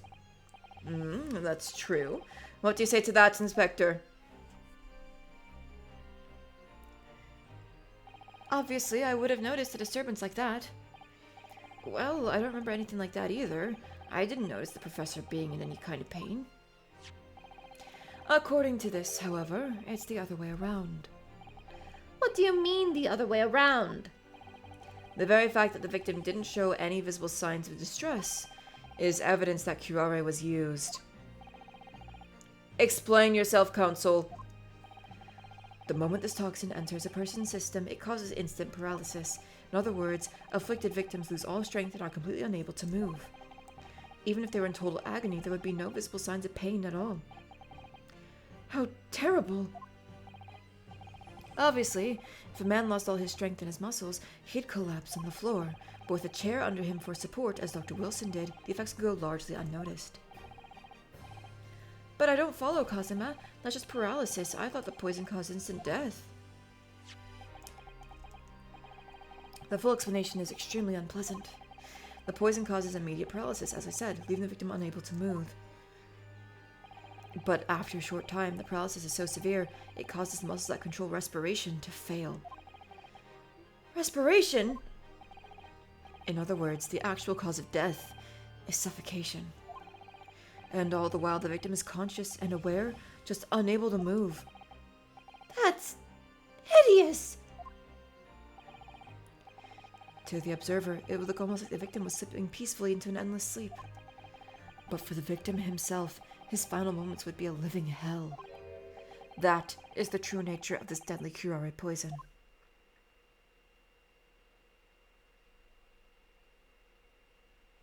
God, imagine that. Getting strangled to death and nobody can help you. And you're suggesting that this bottle, counsel, actually contains this terrifying poison? This is all very convenient, isn't it? A hitherto unknown poison for which there is no means of testing. What a happy tale for the defense. If I may. All these facts, you think you're so clever, but you must be taught some manners. It is you who must be taught. Of course. Dear lady!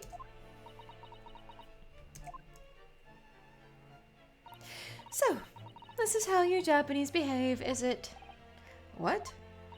You steal another's honest hard work and then announce the results as if you discovered them. I'm appalled. What a loathsome act. Well, Miss Brett, the feeling is mutual. Whatever do you mean? Capitalizing on the unfortunate circumstances of an innocent man to frame him for a heinous crime. That really is a loathsome act. Wouldn't you agree? Enough of this! I, for one, refuse to accept it! The idea of some poison that doesn't even exist in the great empire of Japan is breaking the rules! What's so funny? Oh, excuse me, Your Excellency. Yes, Miss Brett?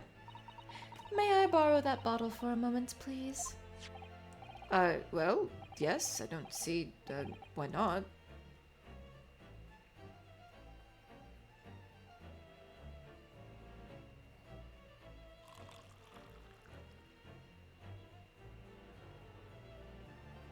Very nice. But don't get too big for your boots, you insignificant little island boys. Sorry? To an Englishwoman such as myself, this whole affair is a farcical comedy. Your little police games and these foolish courtroom antics. It's laughable, really. But I'm getting bored of it all now. It's time for the games to end. Cheers.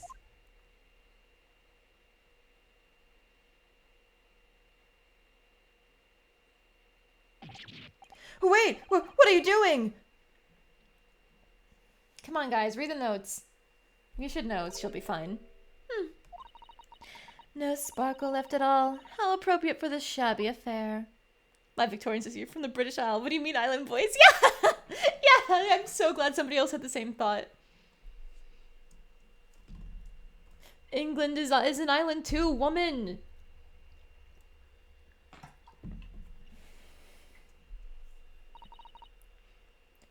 Goodness, whatever is the matter? You all look quite stunned. So, no curare? The bottle was clean, is that what you're saying? You look quite incredulous, little boy, but of course, that's the simple truth. Thank you for presenting the findings of my research so concisely here in this grand venue. Most kind. Thank you, waiter. Now then, Your Excellency. Yes, Miss Brett. I should like to be excused now, please. I think I've given more than enough of my time for the furtherance of friendship between our countries.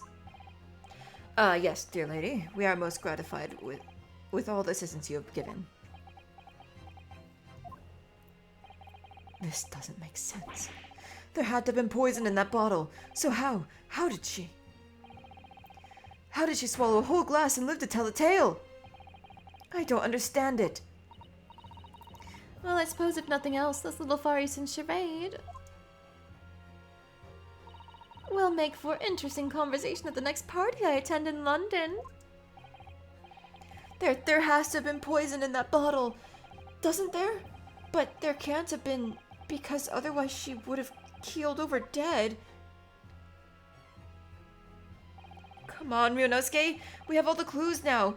That bottle of water Contains poison. The culprit did put curare poison into Dr. Wilson's carbonated water. The defense refuses to change its position. You're serious. Fool! Are you blind? There is no possible way that bottle could contain poison. I mean, we just saw. Miss Brett drinking the water from it? That's right, which rather complicates your argument, I think. And I believe that complication can be explained. How exactly? I need to think through all the things that don't quite add up here, one by one. I'm sure the answer's in the evidence we have in the court records somewhere. It has to be. My brother in Christ. Hang on. It fucking says so. Occurs when the poison enters the body through a wound, which is inflicted by that of a blowpipe dart. Yeah, okay. We can just use the book. Very well, the defense truly intends to assert this claim. Then I must ask you to support the assertion with evidence. What explains how the witness was able to consume the supposedly poisoned water unscathed? The book. I swear if I get knocked down for this because I'm supposed to be presenting the medical record. The answer to this riddle is right here in Miss Brett's own research report. That's not a valid explanation. No? After all, we don't speak English. This report is utter gibberish. This impudent young scoundrel trying to ridicule the court, Your Excellency. I'm not trying to ridicule anyone, honest. I'm just reading Sasada-san's notes. I concur. This report is too extensive to be considered in its entirety by the court. You'll direct us to the pertinent section, counsel. Which section of the report reveals the alleged answer to this riddle? Oh god, hang on, what was it called? Special characteristics? Yeah. There it is. We've been hearing a lot about this curare poison. And it's left me curious about something. Oh, counsel? Well, it sounds as though indigenous hunters have been using this poison for years and years to lace the heads of the arrows that they shoot at whatever prey they're hunting. So we've been led to believe, yes. And the point of hunting is to catch prey to eat. Get to the point, please! But if they were to use these laced arrows, doesn't that mean there would be traces of poison left in the prey that the hunters were going to eat? Yes, good point. So surely the hunters wouldn't want to eat their prey, would they? Because then they'd be eating poison. Good gracious, counsel, no, that would be madness. But I actually found the answer to that conundrum in this research paper here. Under special characteristics, it says this. The poison starts to work after entering the body through a wound. Through a wound, you say? I see, that makes sense. Yes, The mention of that particular detail seemed a little strange to me, though. But it all makes sense when you interpret what's written like this.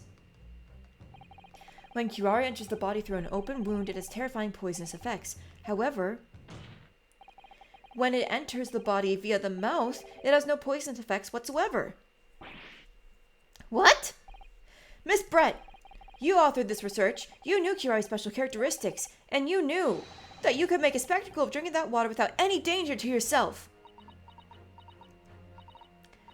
You meddling little rapscallion!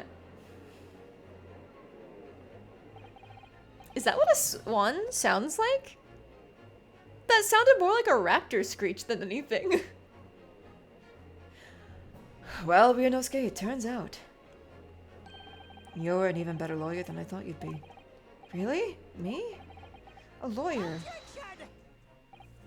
Oh, all this poison talk is fascinating, I'm sure, but I failed to see how it possibly... Every time she tells me to shut up, it's the best.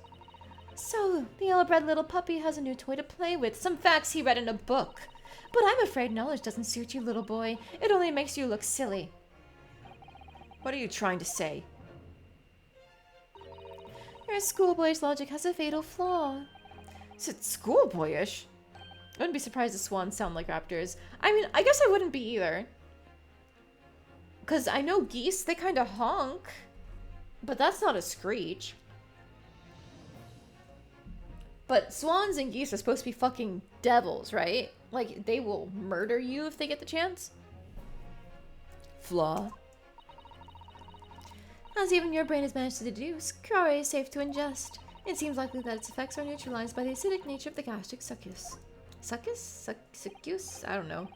Oh, yes, well, of course. Gastric suckers. What are they? So if this lethal poison is completely harmless when drunk, the professor wouldn't have died when he swallowed it, would he? Huh. That's right. Good gracious. That's basic science. Science that even a schoolboy should be able to understand. No.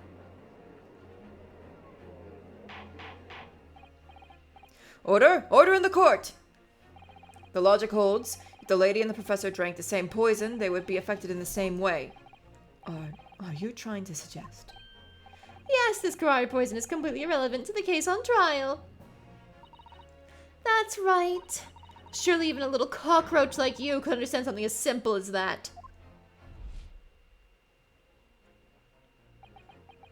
I like that little animation trick that they do. Like, the mask only has the little wing lines normally, but when she gets all aggressive like this, they flare out the edges to make it more sharp and aggressive. It's very nice. What is this welling up inside me? I've never felt like this before.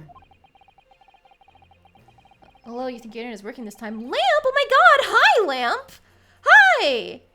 Welcome! We're almost to the end of the first trial, I think. Of the Great Ace Attorney Chronicles. Thanks for stopping by. It's sort of a conviction to break down all the discrepancies. It's so intense, almost rage-like. And more than anything else, it's an animalistic desire to take down my prey. How's the game going so far? Very well. I'm really charmed by all the animations here. Objection. Yay, we finally get one. It's not... It was kind of a lame objection. It's not the best one that I've heard. But you know what? I'll take it. We finally get an objection. No more being polite. I don't think so, Miss Giselle Brett. How dare you use that tone with me? You know very well that there is no fatal flaw here. You know exactly why, even though both you and the victim swallowed the same poison. You are alive, but Dr. Wilson is dead. Counsel, I'm sure I don't need to remind you, you must provide compelling evidence. As we now know that this poison is completely harmless when ingested, why would Dr. Wilson alone have been killed by the curare? Ooh, a nice take that. I liked that. That was a good voice-acted line. As Miss Brett so readily pointed out, she drank the same water as the professor. However, there was a fundamental and fatal difference between the two diners. A fatal difference. The toxic effects of curare are only felt when the poison enters the body through an open wound. So for a healthy person with no injuries, drinking it is completely harmless. But what if there was a wound inside the mouth of the person drinking the poisoned water? Inside? Yes, like the wound you might have if you had just been to the dentist and had a tooth extracted, for example. Miss Brett, you have acknowledged many times in your testimony already that you were well aware of Dr. Wilson's dental appointment that day. So that's it. You used that knowledge to orchestrate this.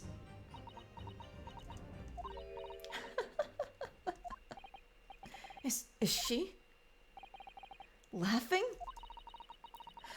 I don't like to repeat myself, but honestly, I can't resist. These childish courtroom games and your half-baked arguments are also puerile. What do you mean? Don't worry, little schoolboy. You'll find out soon enough.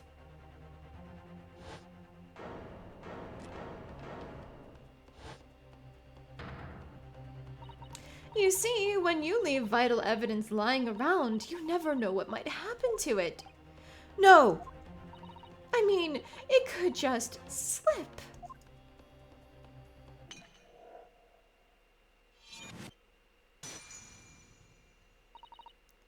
Oh dear, how careless of me.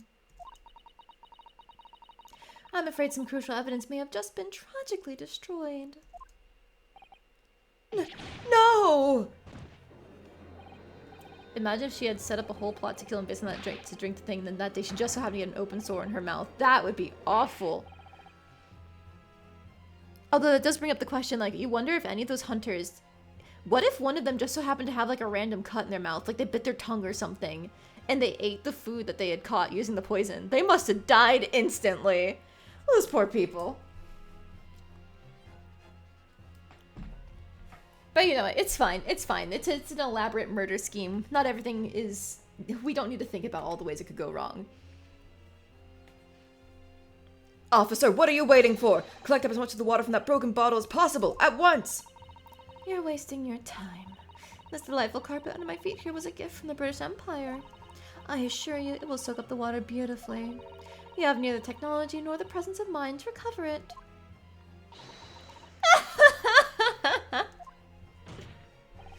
How could you? You won't get away with this. You can thump the bench and shout as much as you like, little boy. But I'm afraid we'll never know now, will we? If there really was poison in that bottle, or not. You. And let us not forget, we still have some very compelling evidence left intact. Isn't that right, counsel for the prosecution? Oh, of course, of course! You're referring to this photographic print, I assume, dear lady. That's right. And really, looking at this photograph, it's as clear as day, isn't it? The poor professor was sitting with his back to me. So of course the only person who could have shot him from the front was the little schoolboy. Objection! No, you killed the victim that day, using curare. And then, in order to frame Ryunosuke Naruhodo for the crime. You waited until he picked up the pistol you'd arranged for him to find on the floor, before you shot the professor's dead body in the chest with your own hidden gun. Then, in the confusion that followed, all you had to do was turn the dead professor in his chair around. You see, you had every opportunity to commit this crime. What a wonderful imagination you have, young man. A hidden gun, you say, and I shot the professor's dead body, did I? Well, I'm terribly sorry, but you don't have a shred of evidence. Exactly! And as you have nothing to support your wild claims, the prosecution's stance remains unchanged. The victim, Dr. John H. Wilson, was killed by a gunshot to the chest. Delivered in cold blood by the accused, Ryunosuke Naruhodo. Huh. This is unbelievable. How can this be happening? We had her. But now, is she really going to get away with it? The way she destroyed that evidence was obscene. Ryunosuke. Yes? We've come this far, but now you're the only one who can finish it. What? What do you mean? We've lost a vital piece of evidence, it's true. So if there are any clues left for us to use now, They must be in your head. In my head?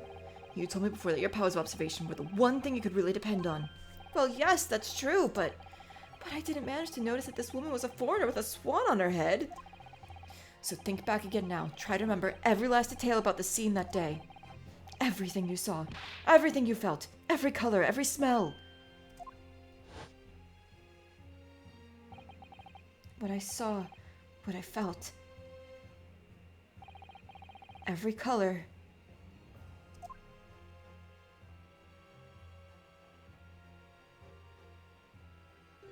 They definitely added that blood in later. Like there's no way. I was looking at that photo earlier and like there's not even a blood stain there. They just put it in when they put it in the full color version, so you can't see it coming. But it's okay. It's okay. You know, they need to use their tricks. Is Cosima right? Somewhere in the vibrant memory of the same scene in my head. Could there be another clue to expose the identity of Dr. Wilson's killer? There's a clue! Actually, Cosima, I think I might have something.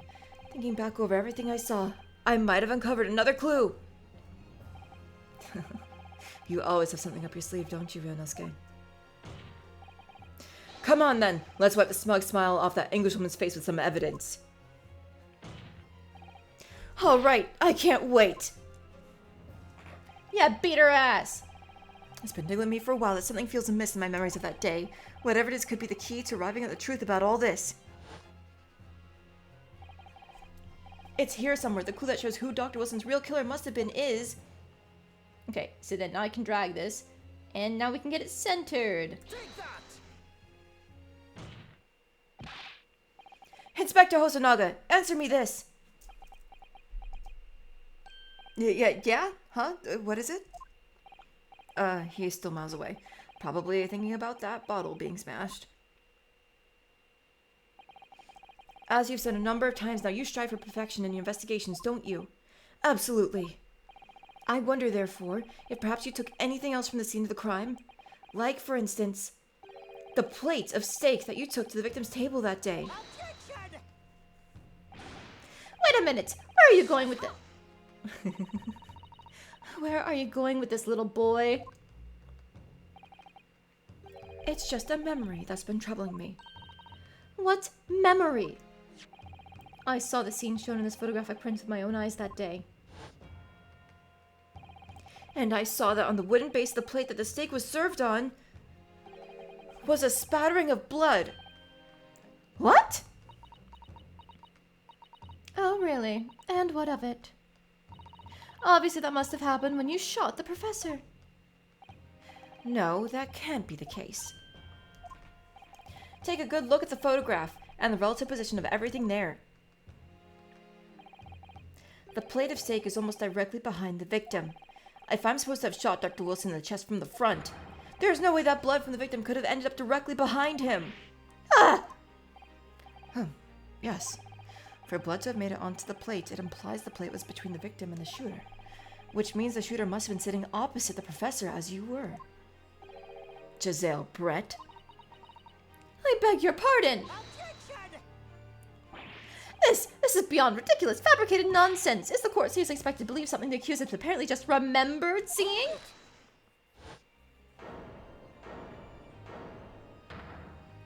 Oh, did you get your own hold it? Oh, that's cool. This could be the moment that my entire career in the police force has been leading to. Inspector, you mean? Yes, I took the plate, in the interest of preserving evidence from the scene of the crime. I took it, meat and all, and I don't care if they call me a crime scene thief because of it. Once again, and I'll do it again! You did what? I took the steak that you'd been eating, Miss Brett. I took the steak the sergeant had been eating. And I did it all in the name of justice. Then we can find out for sure whether or not there's a bloodstain on Miss Brett's plate. We must examine it, now!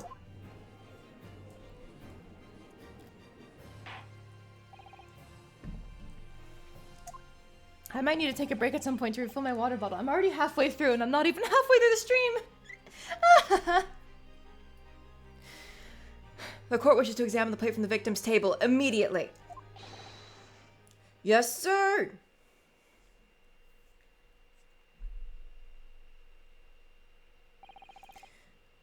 Justice, and to satiate my kleptomania. Yes. Honestly, I'm very surprised he managed to get like a chief inspector position while stealing things constantly from the crime scenes. I mean, I guess because they don't have people going back to investigate, that would make sense. They would never notice that he took things from the crime scene. But for some reason, it just feels really hard to believe that nobody ever caught him. Sorry for the delay. Appreciate your voice and dialogue respect. Oh, thank you, Healbot. Yeah, that's part of the reason why I wanted to play the game after somebody... was it Sui who suggested it? I think it was Sui. Either Sui or Rudy who suggested The Great Ace Attorney Chronicles. Because there's a lot of dialogue to voice, and people have been complimenting my voice work a lot, so I figured I could do more of that. Here's what you ordered. The steak. Well, what about the blood? Is there blood on it? Of course there isn't! Quickly, Inspector, the blood man! Show the court! Of course. Examine the plates at your leisure. No blood. No, no blood. No blood anywhere. But no, that's impossible! I know I saw it. I'm sure of it. It was right there on the table behind the professor. There was blood on the side of the plate.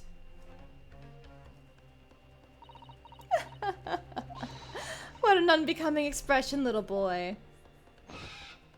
Again with the fucking raptor screech. You see, this is why I always say you can't trust what the Japanese tell you. I couldn't agree more in this case. In the case of this disgrace to the Empire. I believe we have finally reached a conclusion in this trial. Let's hope so. This let's pretend attempt at courtroom proceedings is painful to watch. But I do promise to do my best to forget all about it when it's over. This sorry-looking snake reveals the facts all too clearly. If the sorry-looking accused wishes to examine it again, be my guest. The meal Miss Brett ordered for lunch. It was removed from the victim's table after the incident. Plate of steak. Was the plate I saw, or thought I saw, just a figment of my imagination? Firstly, court record. Can't find anything out of place. Can examine that. This emblem on the side of the plate. Is it a cat?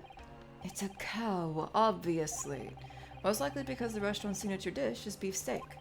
It seems a lot of different restaurants have their own unique tableware.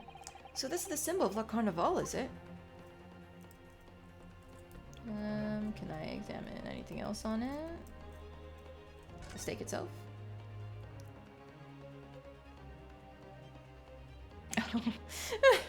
I forgot about the twist that the fucking gold coin is here.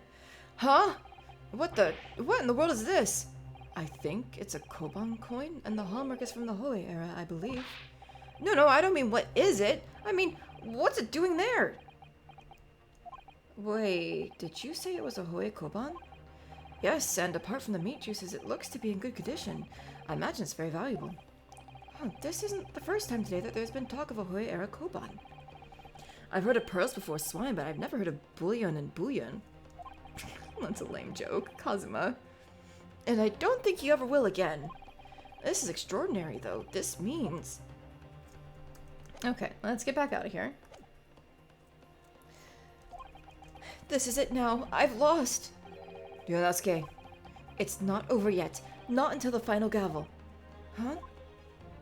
Never stop believing in yourself. Keep looking forward, no matter what. Believe in myself? Really? Maybe I should at least examine the evidence for myself. As the evidence requested by defense has not been shown to be problematic in any way, I presume any further examination of evidence in this trial will be unnecessary. Does the defense have any objection? Yes! That bloodstain is going to clinch the trial for me. Can this plate of steak reveal any other clues at all? There's another clue! Your Excellency, please, wait! This plate of beef is hiding another clue. Another clue that will reveal the shocking truth. The only thing that's shocking here is your unhealthy fascination with beef steak. Steak.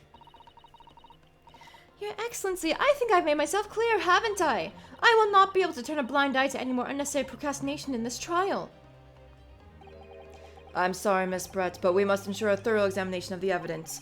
I will not give a ruling until I'm completely satisfied that all reasonable doubt has been dispelled.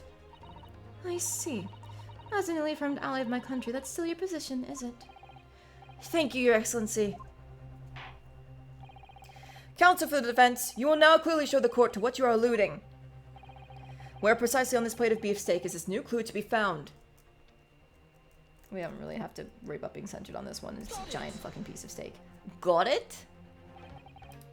No, counsel, I'm afraid that won't do. That was ambiguous at best. I should identify detail like this. Oh, come on. Was I supposed to examine it and then do it? Oh my god. Turn this steak over and over until I find something to help me out of this mess. That's lame. Counsel for the defense, you'll now clearly show the court to what you're alluding. Okay, firstly I'm supposed to examine it, and then I do the thing. We get the same dialogue. Well, what is this? I think it's a Koban coin, and the hallmark is from the Kobe era. Yep. Can I just turn autoplay on for this? I mean, what's it doing there? Say Hoei era Koban. That's what the collector was doing earlier. That's so lame! There goes my perfect score! God damn it! I'm sure there's an achievement for not taking any penalties too, and I just missed it. Damn it.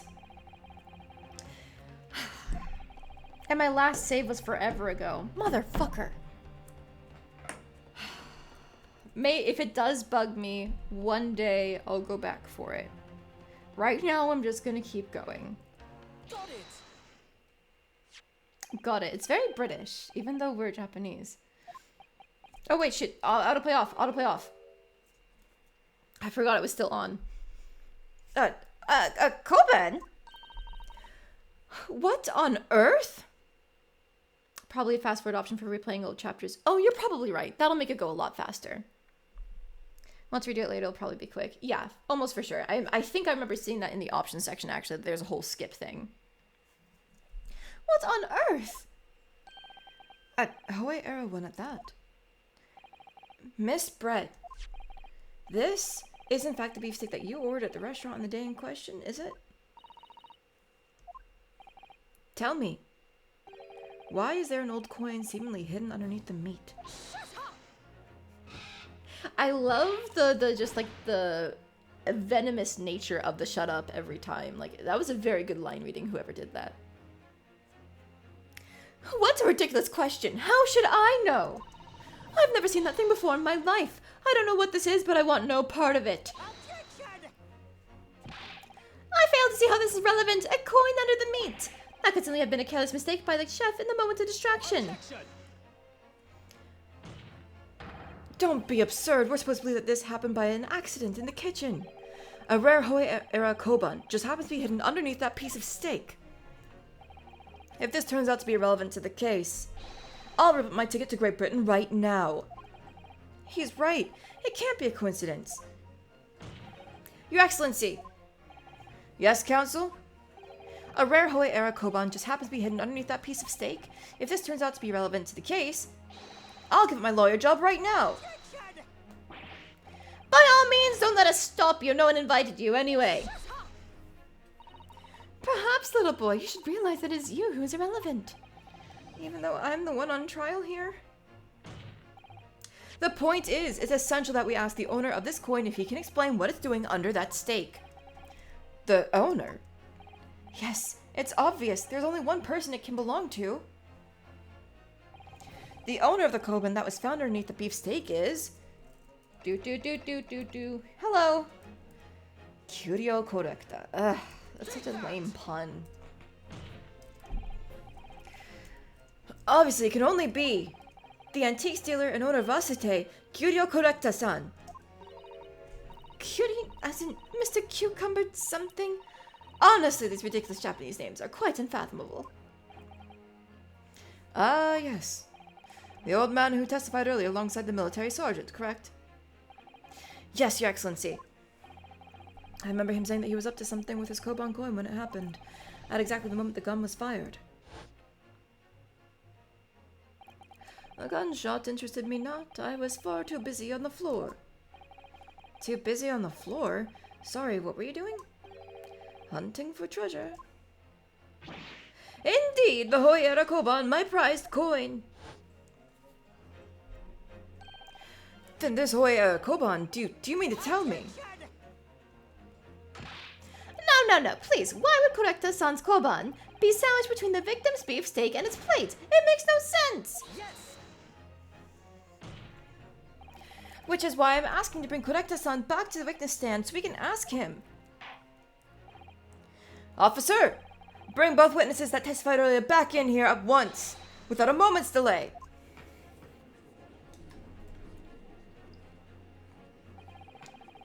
I can't believe we come back around to that pair again. But I have a hunch, a strong hunch, that if we chase down the real significance of this Koban, we'll find that it's a key element in the case.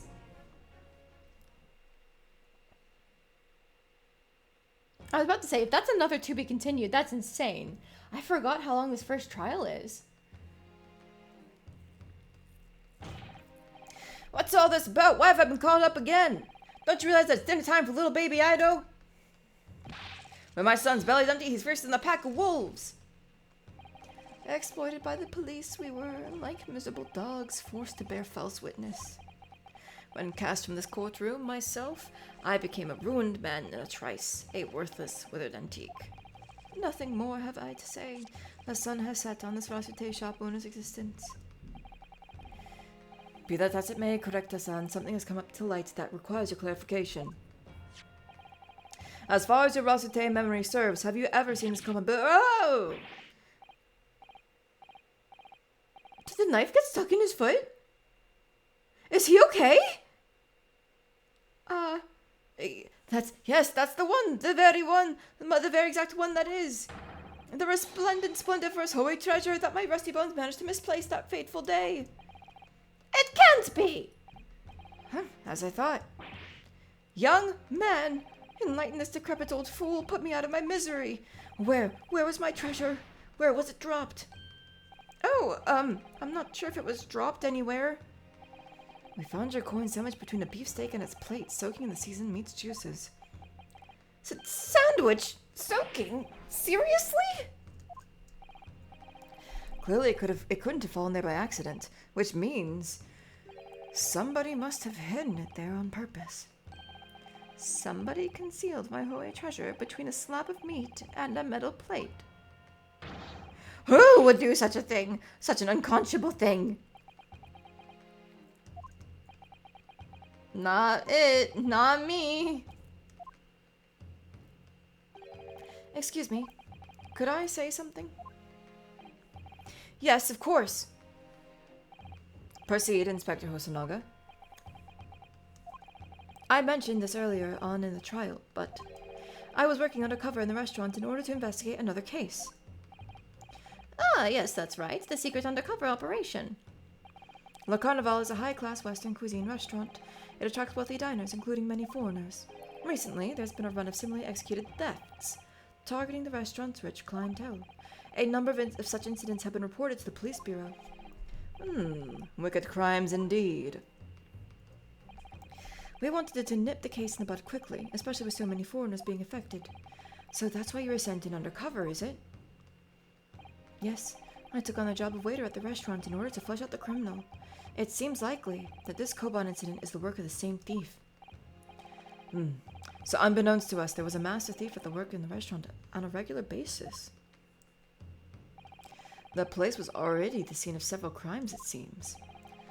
I don't know about the master thief part, but the identity of the person who stole and hid Correcta-san's Koban is all too clear.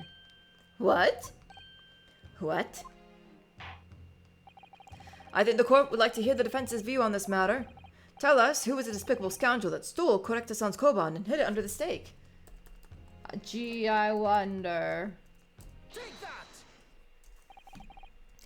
Obviously, it can only be you. Sergeant, yes or no, sir? Huh? How? How dare you? You monster! Monster? I stole that koban, did I? I'm the master thief of the carnival, am I? You're seriously accusing me of these crimes, cadet. But it wasn't me, it was Ido. Ido is the mastermind behind all this. You're blaming your fucking baby? What sort of father are you? Blaming your son for your crimes? What the hell? I hope your wife divorces you.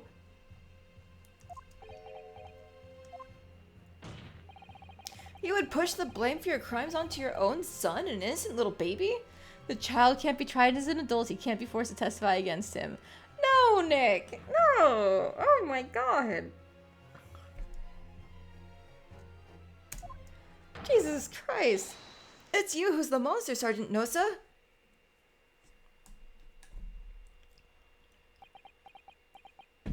Look at him. He's so sad. He's a little sad little baby. Well, never mind. He's not sad anymore. Whoa! Clippity clop. Oh no. Oh, he's riding him like a horse. I see.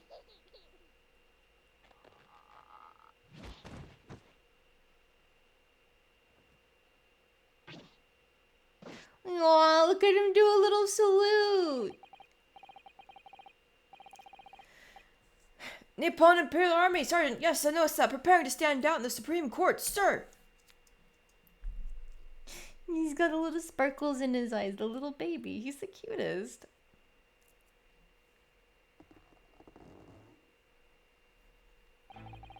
Do any of you know of the extraordinarily low wages the Nippon Imperial Army pays those it expects to keep our country safe? I understand that the temporary increase in taxation owing to the recently ended conflicts remains in place, and I have heard it's hard for lower-ranking soldiers to make a living, yes. All I want is to put a hot meal on the table for my son. That's why you were stealing things at the restaurant?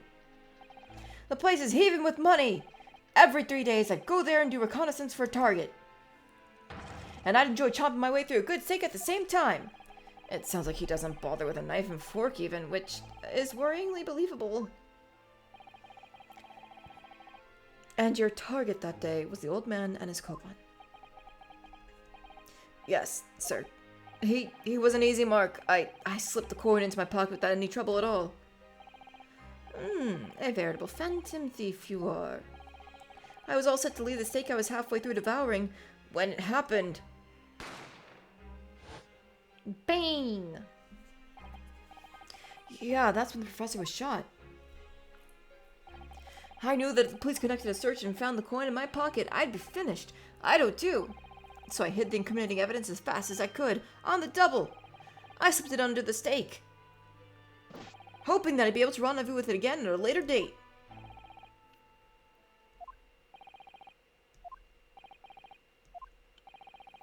Imagine stealing an incredibly priceless coin and instead of like trying to hide it in your, I don't know, your shoe or like in your baby's robe because, you know, surely the police aren't going to search a baby.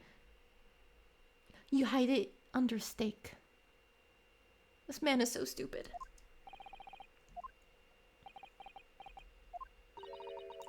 This is ridiculous. Perhaps you could carry on with this absurd prattling in your own time. Well, Miss Brett. Oh, of course, dear lady, of course. How rude of us. I'm quite sure there's no need to detain you any longer at all. May the esteemed gentlewoman please be excused, your excellency. Indeed. The theft of the koban was clearly perpetrated by this baby-saddled sergeant. It would certainly appear to be unrelated to Dr. Wilson's murder. Of course it is. Hiding a coin under a lump of meat. The sheer nonsense of such an idea astounds me.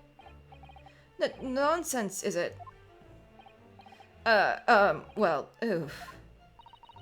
And as for picking up your steak and biting into it without using a knife and fork, it's beyond nonsense. It's pure madness. Very well, now that all questions concerning this witness's testimony have been answered, I see no further justification for detaining her. Miss Brett, you are free to leave. Thank you, Your Excellency. Good luck, everyone. And good day. Ryunosuke, what's the matter with you? This is no time for daydreaming. Oh, no, it's just, something about Miss Brett's parting words there got me thinking. I can't quite work out what exactly, but something she said jarred with me. It feels like there was a contradiction in there somewhere. Something didn't quite add up. If that's the case, don't stand there thinking. Make your voice heard. Sorry? You can think later, but if you don't call out now, it'll be too late. The trial will be over.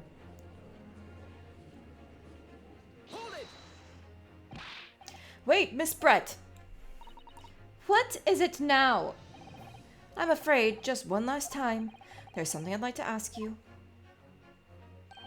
I'd like you to explain the contradiction in your parting words from just a few moments ago. What are you talking about? What contradiction? What new student nonsense is this? Well, what parting words are you talking about, Ryunosuke? She already said she didn't. That wasn't her fucking food. Earlier, I swear she did. Not to pick up your steak and bite into it without using a knife and fork. It's beyond nonsense. It's pure madness. Yes, I'm right. What she said there exposed an undeniable contradiction. I'm going to need to see evidence, Counsel. If Miss Brett's words truly are contradictory, where is the evidence to prove it? It's the steak itself. Yeah, you can clearly see those bite marks on it. Take that! The steak that Miss Brett had been eating before the professor was killed? Yes, go on. More accurately, Your Excellency, the steak that was on the victim's table just before the professor was killed. Now you're just splitting hairs. Not true. Doesn't something about the steak strike you as very unnatural? Unnatural? What on earth do you mean? It's extremely obvious. I'm talking about the shape of the edge where it's been eaten. I see you've noticed it too, Miss Brett. Noticed what exactly, Counsel? Just a few moments ago, Miss Brett claimed no Englishman could even contemplate picking up a steak and biting into it without using a knife and fork. Of course she did. She's a fine English gentlewoman herself. Then take a good look at this steak, in particular the edge where it's been eaten. Look at this graph. That's an old one. Jesus. I should have used that way earlier when we were talking about the actual photographs, but no. I used it when we were looking at the fucking steak. Okay, don't mind me. As you can see, there are clearly defined barbaric teeth marks there.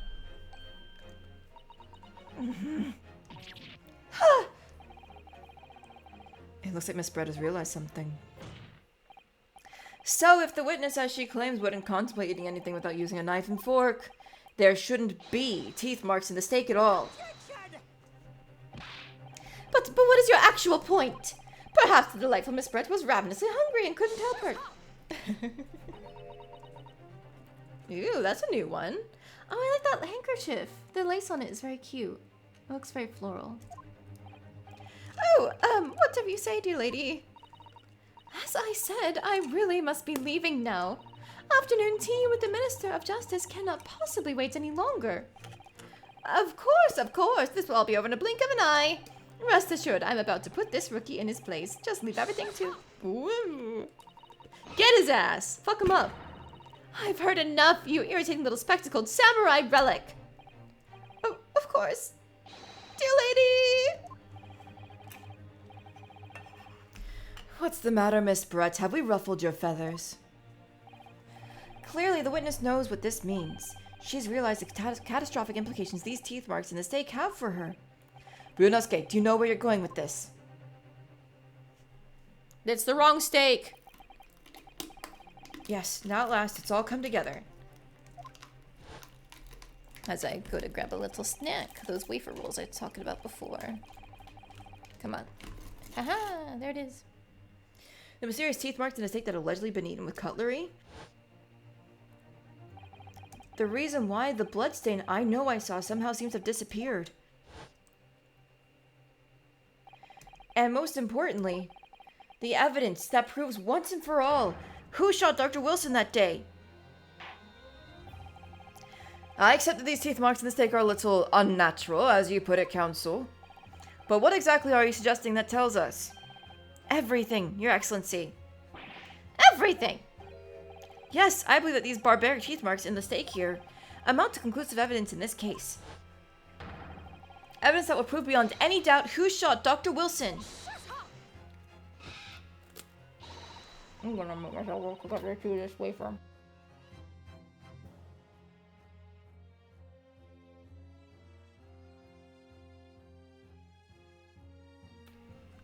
Tasty.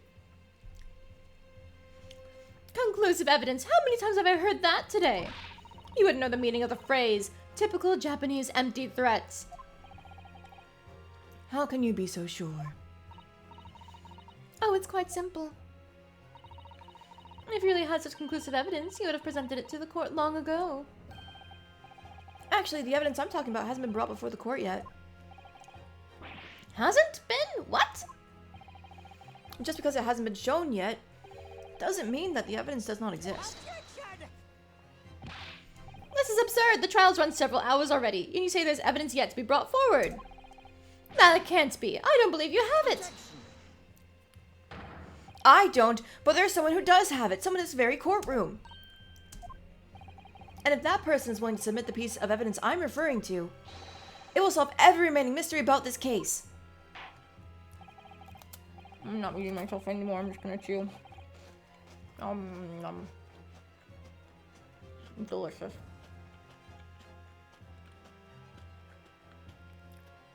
Very well. I have a feeling this will be my last request of the defense in this trial. Who possesses the conclusive evidence that will reveal the truth about this whole affair? Take that! Bring us the other steak.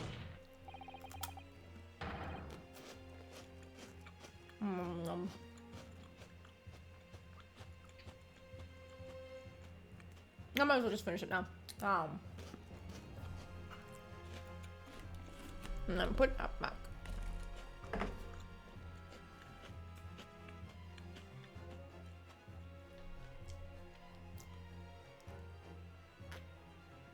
Okay, and a little bit of water to wash down the wafer. Okay. The answer is obvious. It's Inspector Hosonaga. What? I have it. Yeah. You think I've been withholding conclusive evidence. That's ridiculous. No, I'm not saying that. Everyone's attention has been focused on this steak with the teeth marks. Yes? Now, earlier this afternoon, Sergeant Nosa told the court the following. I enjoyed chopping my way through a good steak. And as well as admitting to stealing Correctasan's coin, he told us that he slipped it under the steak. You watch it, Cadet! I'm a superior officer! Sergeant Nosa, could you please confirm something for me? Was the steak that you put the coin under, in fact, your own steak? Tension! Affirmative, of course. I might be a soldier in the Imperial Nippon Army, but still. I'm not brave enough to ask a foreign gentle lady if she'd mind me manhandling her meal to hide something in it. In other words, the steak that the detective submitted as evidence earlier was in fact Sergeant Nosa's meal. But that makes no sense. That plate was taken from the victim's table. Yet the gentlewoman doesn't take bites out of her steak, nor does she have any opportunity to steal the coin. Of course I didn't steal it. To even suggest such a thing would be an affront to the entire British Empire. Manhandling her meal, new band name. That sounds more like a song name. Not a band name. Well, then how do you explain this paradox? Exactly. Surely you're not going to suggest that the sergeant switched the two steaks over.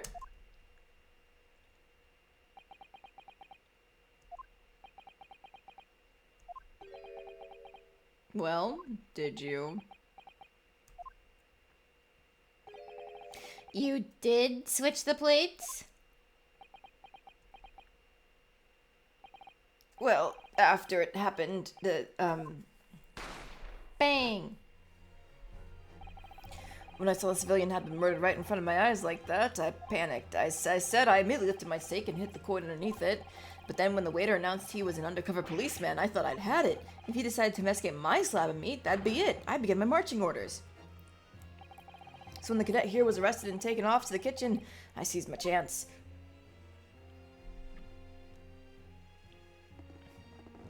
Do you need to push the baby down? Just let him be there. Let him join us. He doesn't know what we're talking about. With military precision and timing, I switched my steak with the one at the foreign ladies' table. What? You can't have. I never saw you do such a thing.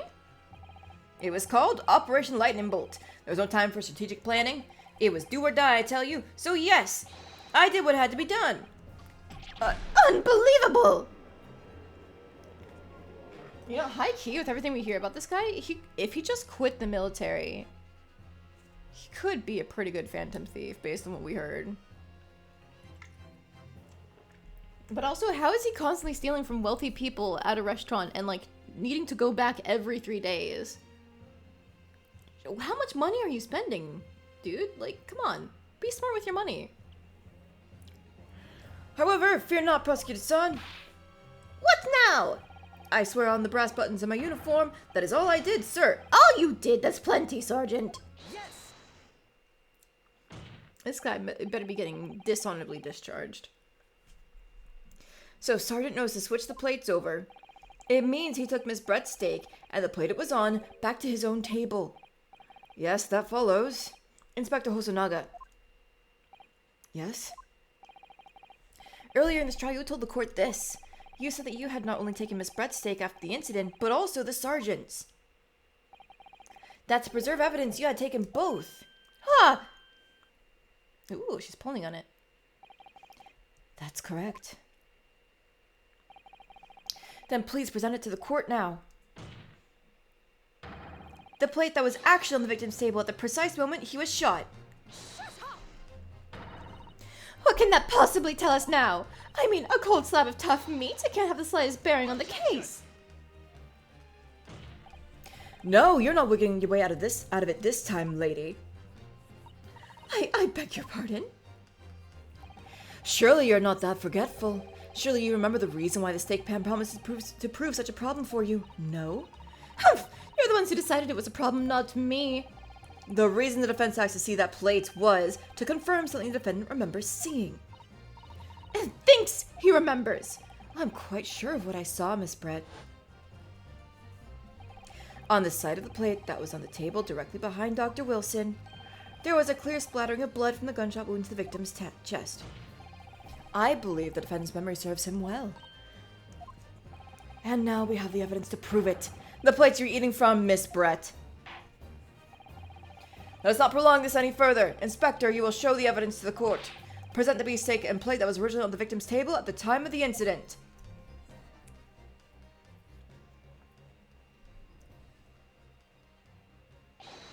Yes, sir. Next plate. Sorry for keeping you.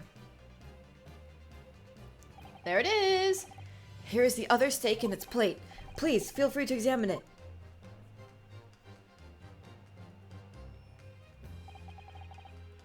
The blood stain. It's clearly visible, look. Now this makes everything clear. The blood you see on the side of the plate shows that the moment the victim was shot, he was facing the table with his back to me. In other words, it's impossible for Naruhodo-san to have shot the victim. It can't be.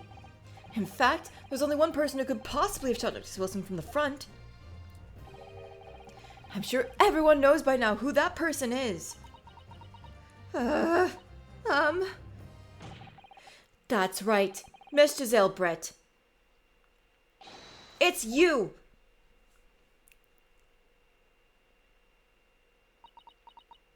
Well, is it time for the breakdown? That didn't sound like a swan noise either. That sounded like a disgruntled cat. Outdone. By a Japanese. Me. By a Japanese schoolboy. No. No, no, no.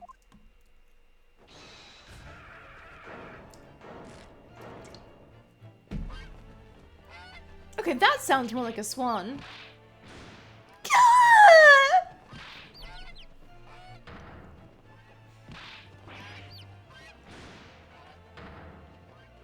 Are those all the things that were on her hat?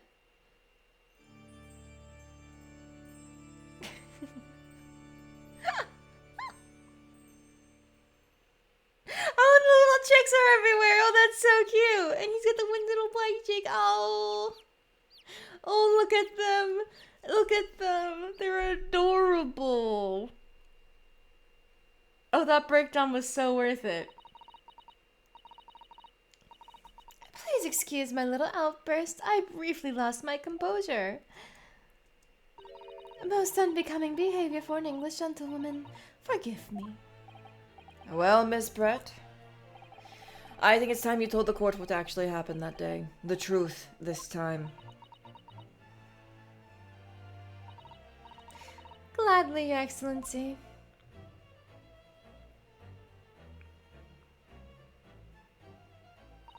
I like how we're just okay with the swan still fucking being on the hat. Like, we know it's a real animal now because it was able to hatch chicks, and it's still there, and it's just sitting on her head. We're okay with it. It was I who took the professor's life using curare. As you surmised, I chose that particular day for one very important reason. The professor had a dental appointment for the extraction of one of his teeth in the morning. So you planned to kill the professor knowing that no trace of poison would be found in his water. Because curare is unheard of here in Japan. Yes. Of course, I never intended to remain at the restaurant for as long as I did. I only needed to see the professor take one tiny sip of his water and it would be all over. I had placed the steak I'd ordered in front of him to make it appear as though he had been dining alone, and leave immediately. However, before any of that happened, there was an unexpected visitor at the professor's table. That would be me, I suppose. Yes, you. Who else? Such a trifling matter, but the fact that you decided to come over to greet the professor meant that I had lost my chance to slip away unnoticed. In due course, the professor took a sip of his water and was paralyzed. I made sure he was sitting in a chair such that he wouldn't fall. There was no going back at that point, so I concocted a plan on the spur of the moment. A plan to pin Dr. Wilson's murder on this innocent man. I happened to know that Professor always carried a gun. I decided to use that fact to my advantage. I had the bottle of curare in my handbag, and my own pistol concealed under my skirt. See, of course she could conceal a pistol. There's so many different places. Under her hat, in the tail feathers on her dress, under her skirt. So I was right. There were two guns. Yes. And then I finished my coffee and got up to leave. That's when I noticed the professor's gun, which you had presumably placed on the floor. Place where you were sure that I would notice it. And everything went according to plan. You noticed the gun, as I'd intended. And then, just as you bent down to pick it up,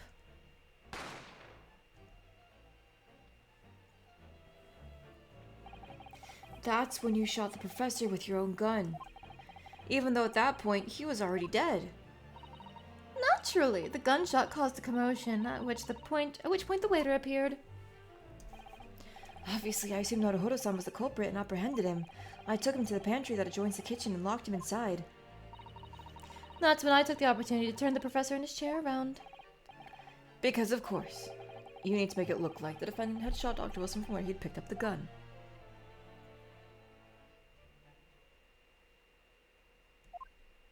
I like how he's standing so far away from her now. They were standing side by side before, but now she's the only one technically at the stand. That's very nice. So there you have it. That is the entirety of my misdemeanor. Misdemeanor. The audacity of this bitch. Your Excellency, Yes? I wonder, might I speak with you in private later? I shall call on you. Thank you. Good day then, everyone. I hope you can forgive me, Naruhodo-san.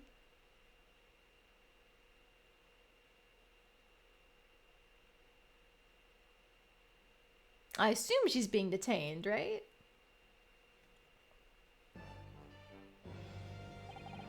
It would seem this trial has finally run its course. I presume the prosecution is in agreement. This can't be! Taketsuchi Ouchi does not lose! to the likes of this rookie student. You'd better start getting used to tough opposition. Ryunosuke Naruhodo. Yes? This is an insult to the Aochi family name. It will never be forgotten. You've become conceited with age, Council, but the old have to stand aside and make way for the new. It's the way of the world. May you never forget that.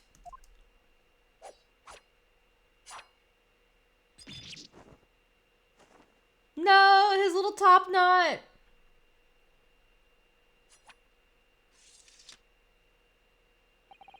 A 1,000 millennia may pass, and still the Aoshi clan will never match up to the Naruhodo clan. This trial in the Supreme Court of Japan will, I believe, go down in history as the start of a new chapter in our country's judicial system. Despite being summoned as the accused, you, Ryunosuke Naruhodo, presented an excellent case. Hey, thank you, Your Excellency. The use of evidence and deduction to unravel the truth is a modern methodology. After all, it has only been a few short decades since our country opened its doors to the wider world, but the Western ideas of science are rapidly gaining acceptance here. I feel sure that science will soon bring new methods of investigation and new procedures of justice. A new future of law awaits, but what it will look like, I cannot begin to imagine. That is for the young to pursue. Kazuma Asogi. Yes. After this trial, you are set to embark on a journey of discovery to the illustrious British Empire. Learn all you can. Absorb everything of the wider world that you are able to. And do not forget to fulfill the mission imposed upon you. I understand, Your Excellency. What was that about? Why do you look so grave all of a sudden? Never mind. As for you, Ryunosuke Naruhodo. Yes. In you, I sense, how can I put it, unusual potential.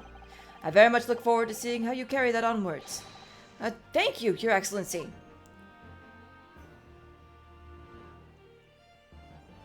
There we are. I'm gonna get our first verdict. It is time to deliver the final verdict. I hereby find the defendant, Ryunosuke Naruhodo, not guilty. Woo! Oh, the cherry blossom petals. That's cute. Instead of the confetti and stuff. That's very cute. I like that. We did it! The first case is done. The court is now adjourned.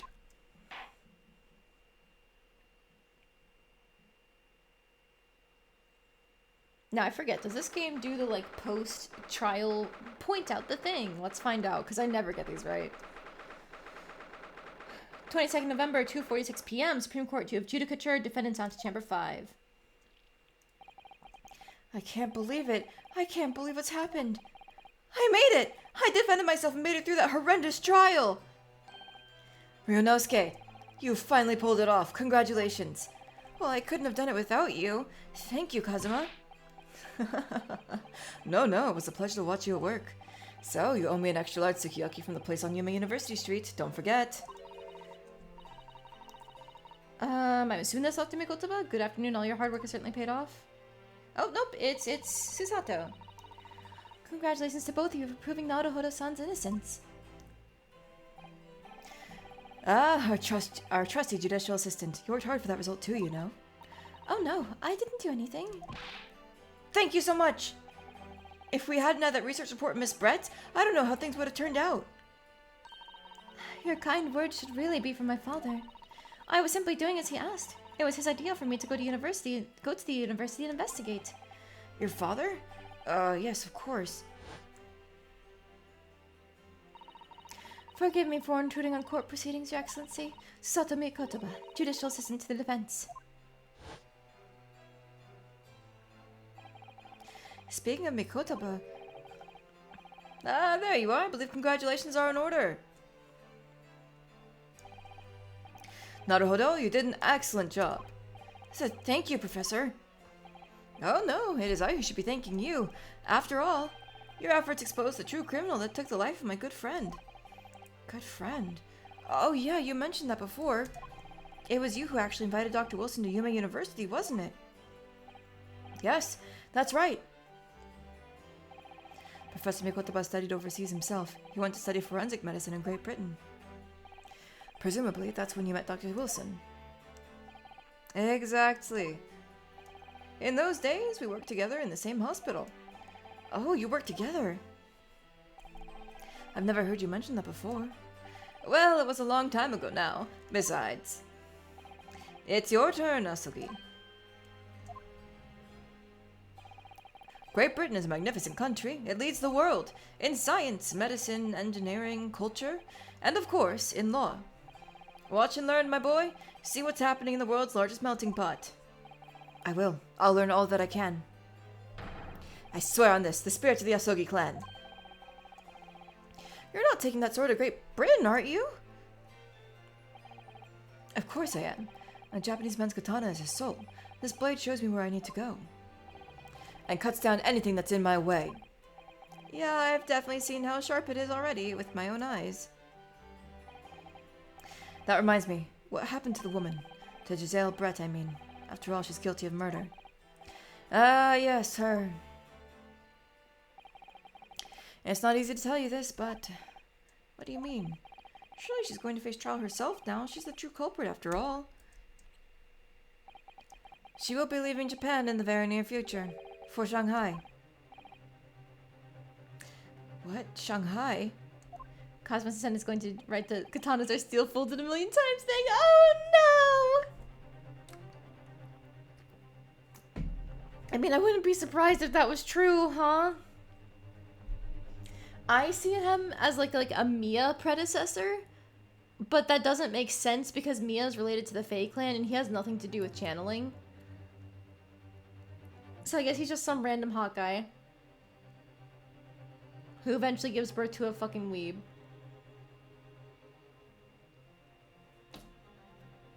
Sorry, I was putting chapstick on. Okay, there we go. Giselle Brett will not appear in court again in this country. I'm certain of that. What? But why not? Who is this? It's a matter of consular jurisdiction. Ah, Hosonaga. Inspector Hosonaga? He was a hard-fought battle in the courtroom today. Very impressive to watch. I must congratulate... But what's all this about consular jurisdiction? We cannot try this particular foreigner for her crimes here in Japan. What? We can't try her? But then who? Who's going to bring her to justice? A British consular court will hear her case, somewhere far away where our voices can't be heard.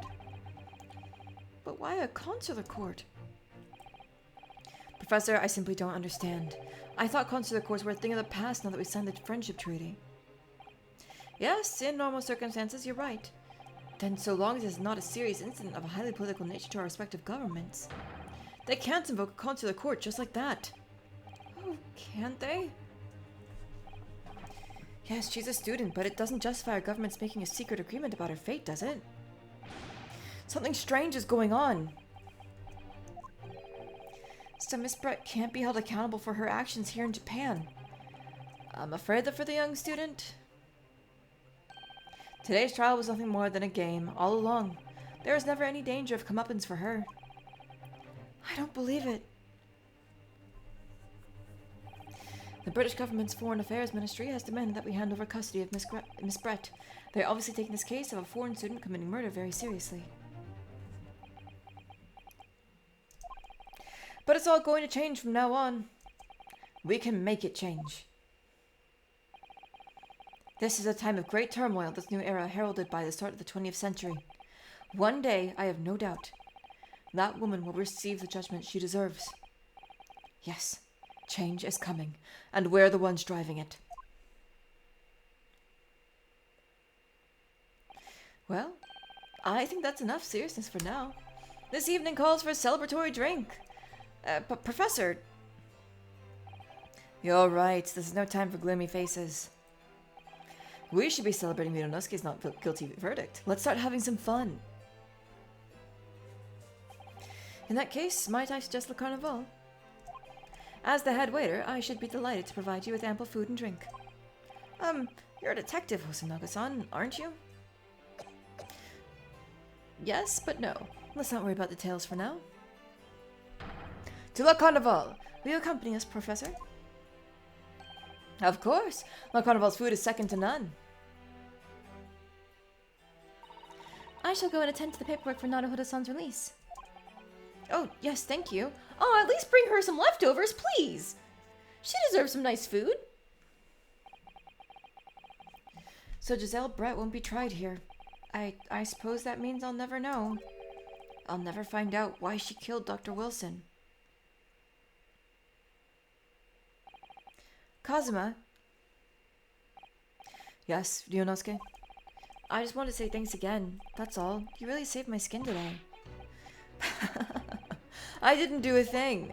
You were the lawyer in there, weren't you? That defense was all your own work. Your skills made the difference, though. One day I bet you'll be the best lawyer in the world. I'm not so sure about that. To be honest, something kept occurring to me over and over again during that trial. I couldn't help thinking that maybe you're the one destined to become a great lawyer, not me. What? Come on, be serious.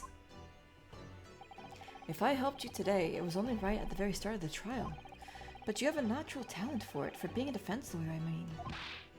Oh no, not me. All that tense verbal combat? I never want to go through that ever again. I did what you told me to do, that's all. Because I knew I could trust you. That's the point. Sorry? What do you mean that's the point? Listen, Ryunosuke.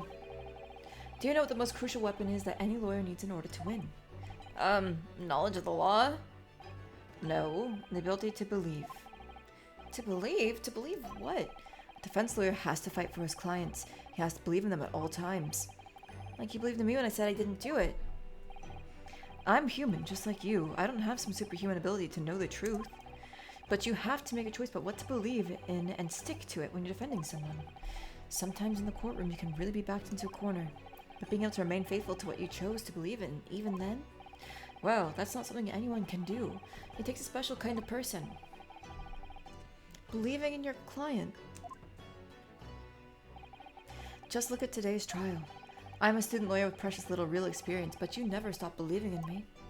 Well, you faced seemingly hopeless situations time and again, but you never stopped looking for the truth. And in the end, you found it, through your own efforts, and because you never stopped believing in me. Thanks, Kazuma.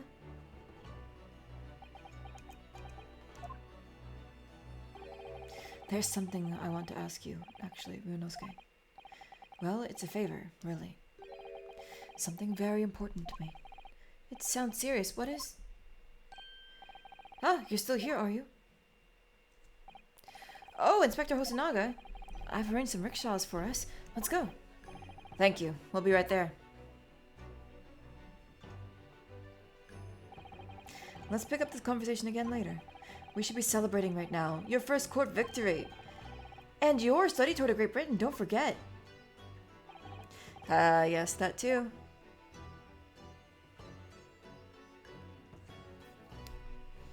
Gee, I sure hope he doesn't get the initial assistant mortality rate. So the first trial came to an end. Kazuma, Professor Mikotoba, Susato-san, who acted as my assistant. Inspector Hosonaga, who didn't really play much of a part, but still. It was because of the help and support of all these people that I managed to get through that trial. But more importantly, Kazuma hadn't yet managed to ask his favor of me. Little did I realize just how much it would change my life.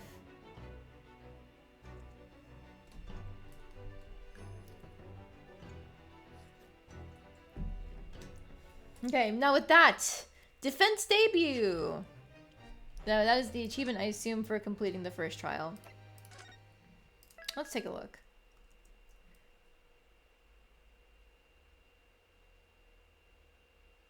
Let's see. Successfully pressed a witness during the first cross-examination in both the Great Ace Attorney Adventures and Great Ace Attorney 2 Resolve. Oh, so there's an achievement for getting the first thing, yeah, successfully pressing it in both games as opposed to just one game. That's interesting. Let me take a look at the list real quick. I'm just double checking. Opening chapter, opening chapter. For playing the game in all available outfits. Route. Okay. Let's see.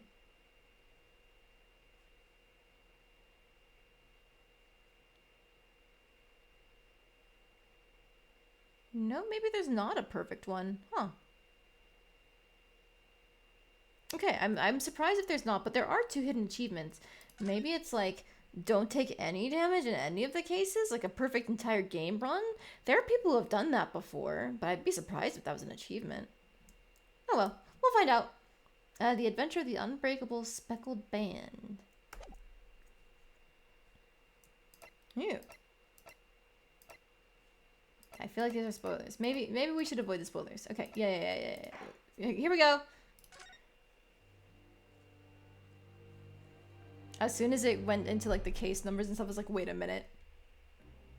Ooh, this is very aesthetically pleasing. Was that meant to be like a boat ticket? That small, dark room. I didn't listen to me voiced, Jones and okay? I waited with bated breath.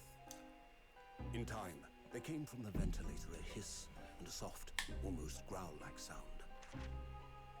Suddenly, Sholmes sprang into action, lashing furiously with his cane at a point in the darkness. "You see it, Wilson?" he yelled, his tense voice reverberating through the air. I raised my dark lantern shutter, and the room slowly came into view. Sholmes was staring intently at one particular corner when he started whispering to me. The victim's most perplexing final words. The speckled band. I believe this is the terrible coil to which you referred, Wilson. In front of us was an enormous adder, its fangs bared as it threatened to strike. It truly was the most terrible speckled band I had ever seen.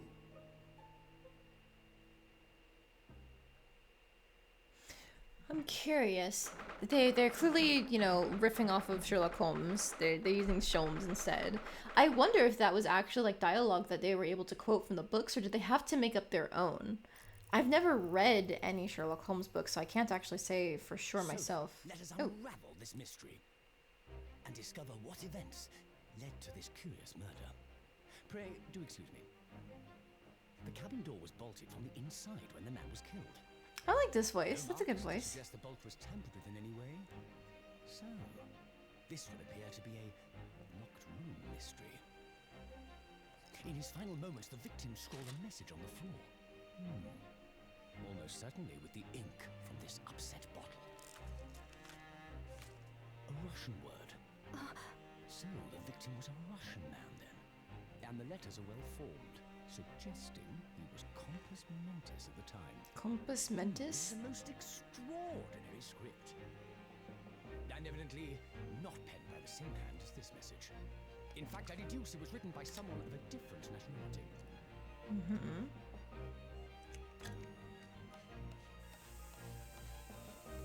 This paper seal was placed just prior to the incident by the victim himself, I would venture. Well, what have we here? Who are you? And what do you think you're doing here? No one must touch before maritime police come. We must wait. Are those meant to be like lame Russian accents? You see, Wait, sorry, he's still in less than talking. 5 seconds from now, I will reveal the killer to you. What? Don't be absurd. This is murder. And it can be locked from inside. Ah yes, the locked room. But that mystery is paper thin. You don't mean the culprit is in there? Wait, they gave everybody English accents, including the Who are Japanese you, people? and where have you come from? I'm a great British consultant detective, the only one in the world. Sherlock Holmes. I presume you must have heard of me.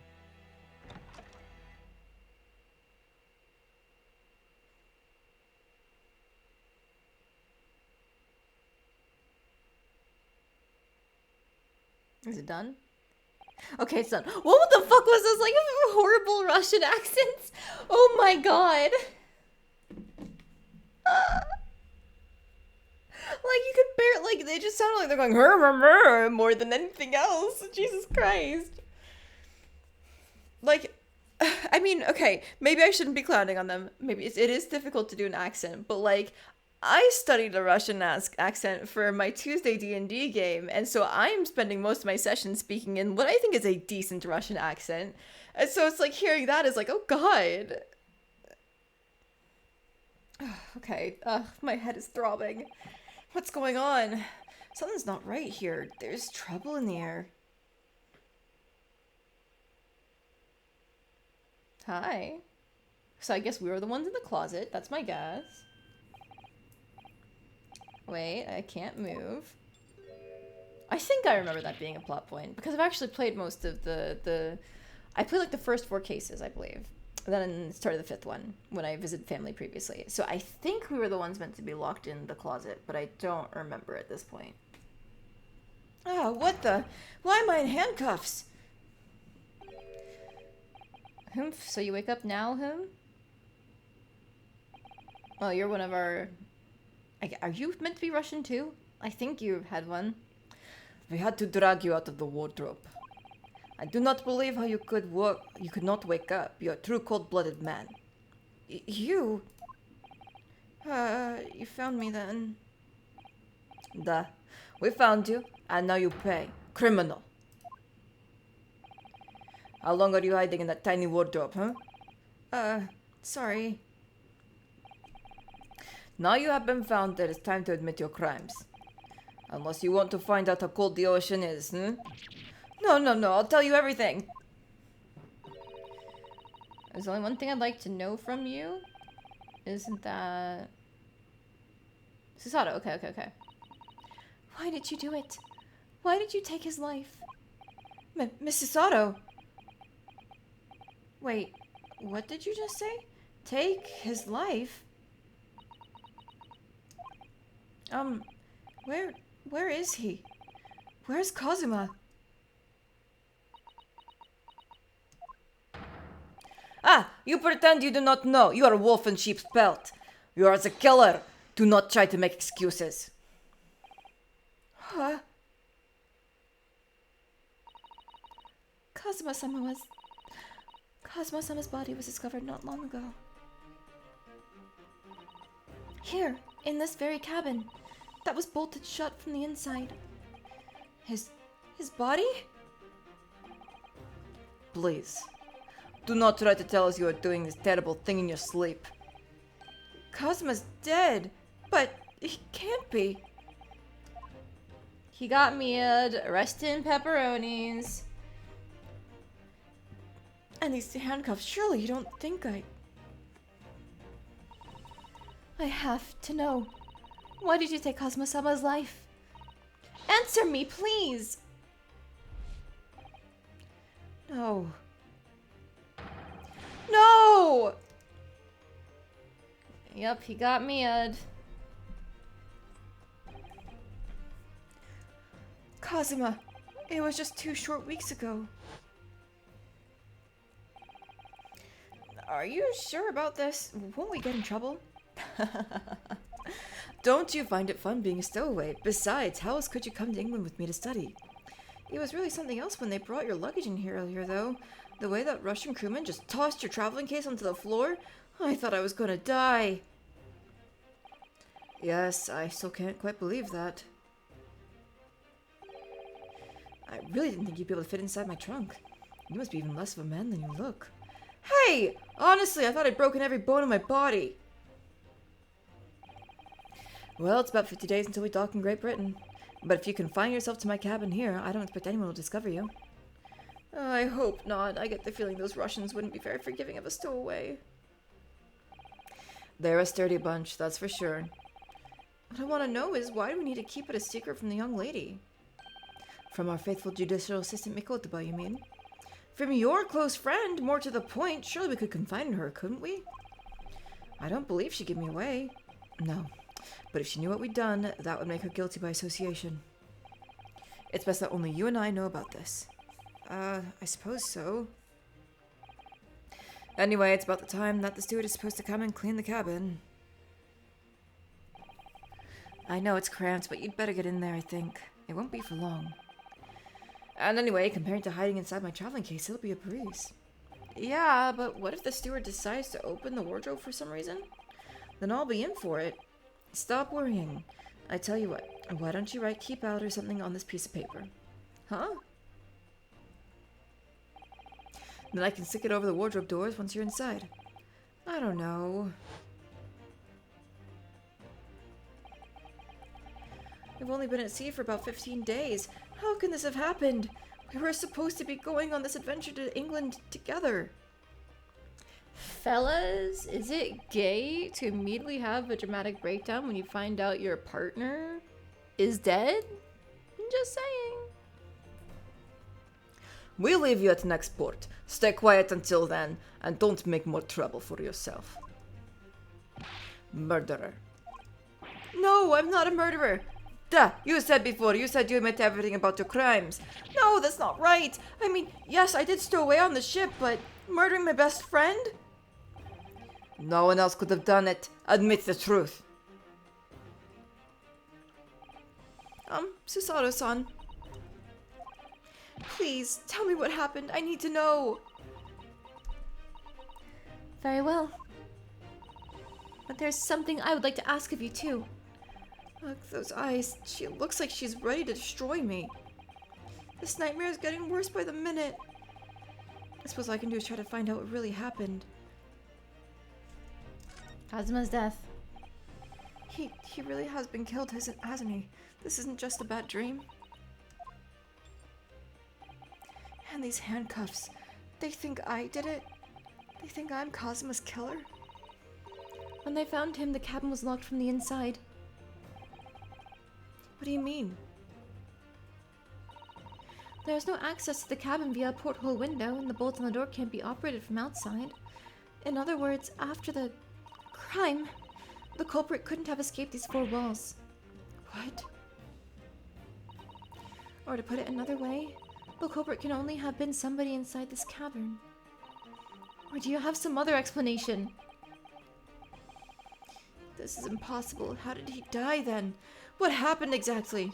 Are you still going to deny the charge, even despite the circumstances? Please, Susato-san, you have to tell me. The cause of death is still undetermined. They don't know how he died. The ship's doctor is examining the body, but of course he has no post-mortem analysis experience. I don't suppose we shall learn more until an expert has been consulted at our next port of call. So presumably that means there were no obvious external signs of injury then? That's true, yes.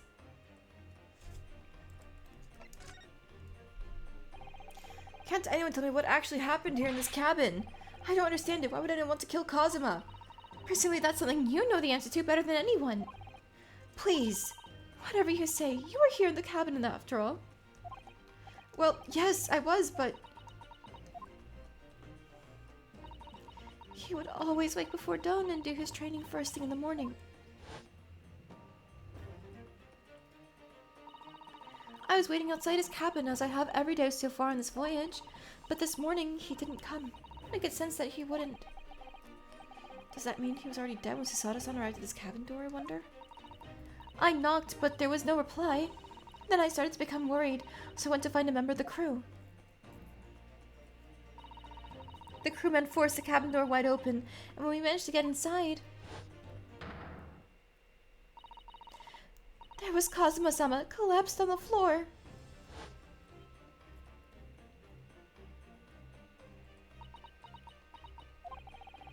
And the white tape there now shows exactly where he was found, I suppose. I had no idea anything had happened. I must have been asleep in the wardrobe somehow. I wish it wasn't the case, but that's just very hard to believe. This is all very hard to believe for me too, trust me. Now I've told you everything that I know, so it's my turn to ask you a question. Yes, alright. My head feels so heavy. It's still throbbing like anything. Stew away. Why are you even on board the ship, Naruhodo-san? You said something before about being a stowaway, didn't you? Oh, yes, I'm afraid that's true. It's 2 weeks since we've left Japan now, and I've been shut up in this cabin the entire time. I had no idea. But how could you have occupied Kazuma-sama's cabin for so long without him noticing? No, that would have been impossible, obviously. Yes, of course. Kazuma invited me. He wanted us to go to England together. He actually asked you. But why? I'm afraid I don't really know the reason myself.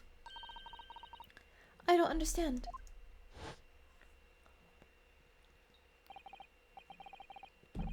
Kazuma, why do you want this? What's the real reason? Why go to such extreme lengths to smuggle me to England with you? He's gay! He wants his boyfriend to go on a long overseas trip with him. Come on, Yunosuke. I know you're dumb. Like, it just kind of runs in the right family is my guess, if Phoenix is supposed to be anything like you, but like, come on! Gay, gay, homosexual, gay.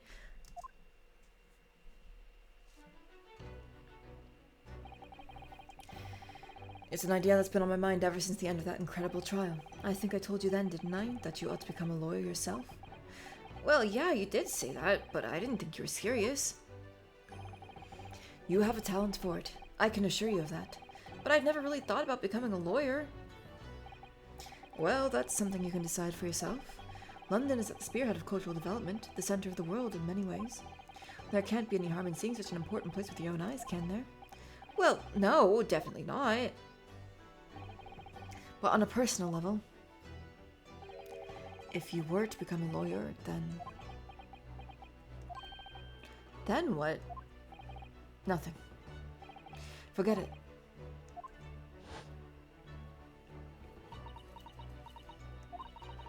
Kazuma-sama he was always saying the same thing. That he wanted to change the Japanese legal system. Perhaps he thought that he could do that with you. Yeah, maybe. But something's still bothering me a little. The look in his eyes then. It was darker than I've ever seen it before. Susato-san, I'm sorry that we kept it a secret from you. By stowing away on the ship, I mean. If I know Kazuma-sama, I expect he was trying to protect me, to avoid me becoming guilty by association. That's exactly right. Yes, word perfect, in fact.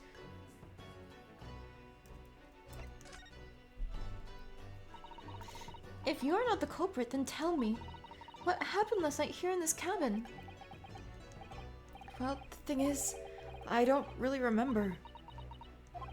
Cosmo brought me something to eat, just like he always did.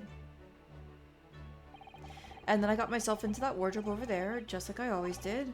After that, I fell asleep. Well, yes. So deeply that you didn't even stir when Kazuma-sama was killed? Well, yes. I know it sounds unbelievable, really I do, but it's the truth.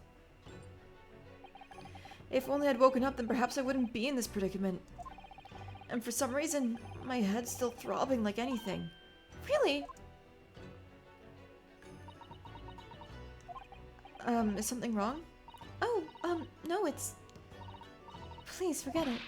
Susato-san, you have to believe me, I didn't do it! I really don't want to doubt you. But the trouble is, there is no one else who could possibly have done this.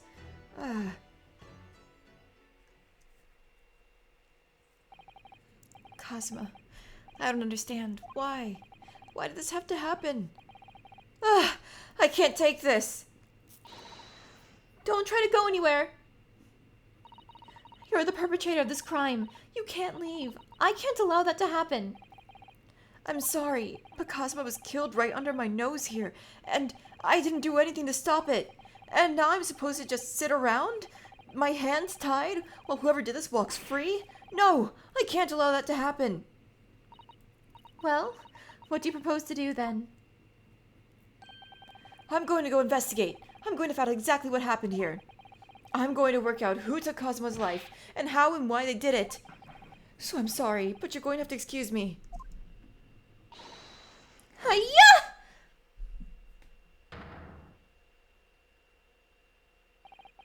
The rare combination of cute and innocent and deadly. Let's go, Susato. We stan. What the? That was a Susato takedown. Susato, what? What martial art form is that? I'm going to need you to prove it. Sorry, prove it. Yes, your innocence. I need evidence. But how am I supposed to... Have you forgotten already what you achieved just a few weeks ago? You successfully defended yourself in a court of law. Ah, I see. You expect me to present some conclusive evidence. I have to get Susada-san to believe me. I'll show her some evidence right now that proves I'm not guilty of this awful crime. Let's see. Proof that I'm a student at the Imperial Yuma University. I was right on the collar of my jacket. Paper seal. Cosmo stick this over the doors of the wardrobe for me. It says keep out in Japanese. I'm not sure the Russian crew can actually read it. This is the paper seal I wrote for the wardrobe. I remember working really hard to make it. But I'll never forget how Cosmo reacted. Do you expect the Russian crew to be able to read that? He said. Still, I was sure people would get the idea, even if they couldn't read it, so we used it anyway. And it worked. I don't know if the crew thought it was creepy or what, but no one opened the doors. If I turned around... I think it's just the glue, right? You can see the remnants of the glue we used to stick this over the wardrobe doors. Although it wasn't proper glue, of course. We didn't have any of that with us. So I pulverized some rice into a paste and used that instead. To a stowaway like me, every single grain of rice represents precious rations. That's why I spread it as thinly as I possibly could. I couldn't bear to waste any. So I think that's it then. Yeah, it's just more rice, I think. Yep, okay. Beep, beep, beep, beep, beep. Back. I'll present this. Yes! Tell me, when I was discovered in the wardrobe before, was this piece of paper stuck over the doors? Oh, yes, it was. I remember clearly. I thought so. Cosmo always put it in place whenever I went to sleep in there, just in case the cabin steward or another crew member decided to look inside. So naturally, he did the same last night as well. Huh. Yes, of course. The gentleman who discovered you peeled that sign from the wardrobe doors before he opened them. But if I were truly the culprit, I couldn't have climbed back inside the wardrobe and stuck this on the outside of the doors on my own. Yes, that's quite true. In other words, it's impossible that I killed Kazuma. I like how we're still upside down. We're still on the floor. Well, even if you are sprawled hopelessly on the floor, I can see why Cosmo-sama thought so highly of you. Thank you, Susada-san. Now, do you think perhaps you could help me up?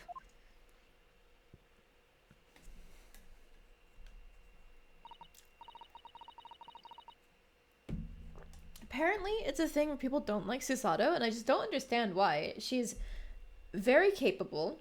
Like, she can do her martial arts, but she's also a very proficient legal assistant, and, like, she's pretty respectful. Like, we've been pinned as the murderer for this, but she's still willing to hear us out and listen to us and even be convinced by us.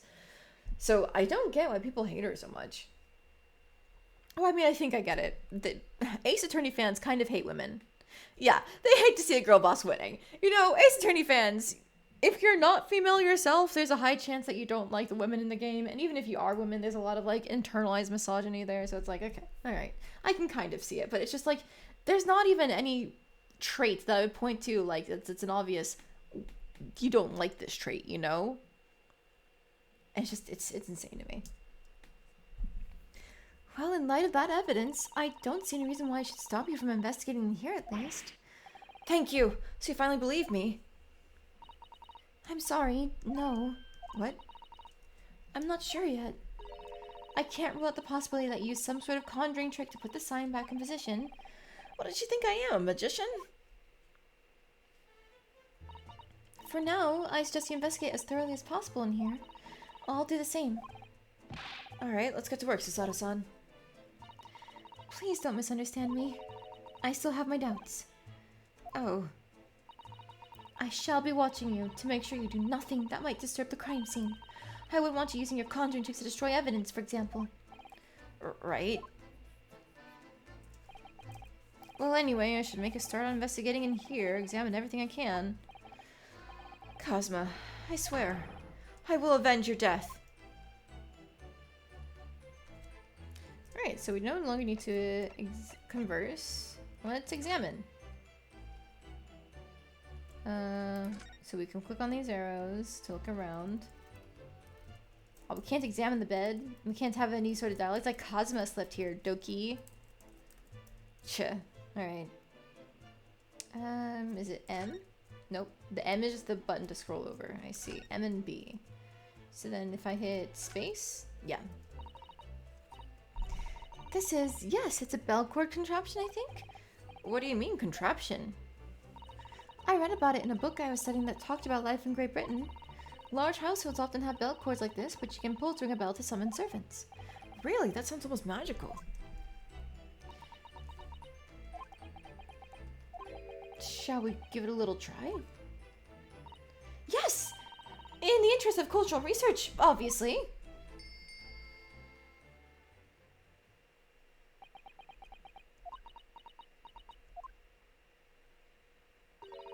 I suppose nobody comes for lowly Japanese people. No, I'm sure it's just that everyone is busy, that's all. They're such dorks. My god. Oh dear, that won't do. What's the matter, Susato-san? Whenever I'm examining things, I always find myself so focused I forget to look around properly. Yeah, I guess this is not good. I don't suppose you're as foolish as me in that regard, are you, Naruhodo-san? Oh, this is the tutorial for looking around. I see. Okay. I'm sure you're careful to look all around using B&M, aren't you? Now let's investigate all corners of this cabin. Yes, let's do that. I suppose my field of vision has been rather small until now. That's a stupid little in-joke. I appreciate that. Let's go up here. I think that's some kind of opening for a ventilator. A hole through which fresh air can circulate into the cabin. Isn't that a little odd? What do you mean? Well, this ventilator, if that's what it is, looks like it must connect to the next door cabin. Yes, it would appear to. You're right. But if its purpose is to allow fresh air into the room, surely it should be connected to the outside. That's true. Perhaps it's so that rain and spray don't find their way in when the seas are rough, or something like that? I suppose. Maybe that's it. Where we were sleeping. It's some 2 weeks since we set sail from Japan. Have you really been living in that wardrobe the entire time, Naruhodo-san? I think living isn't quite the right description. Oh, no, I suppose not.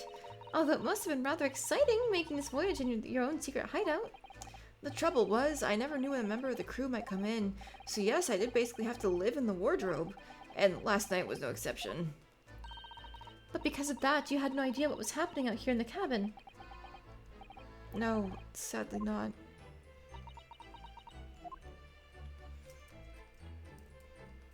So nothing else on that side. Can I do the chair? No. The desk? Yes. This is where dear Cosmo-sama would have sat whenever he was writing.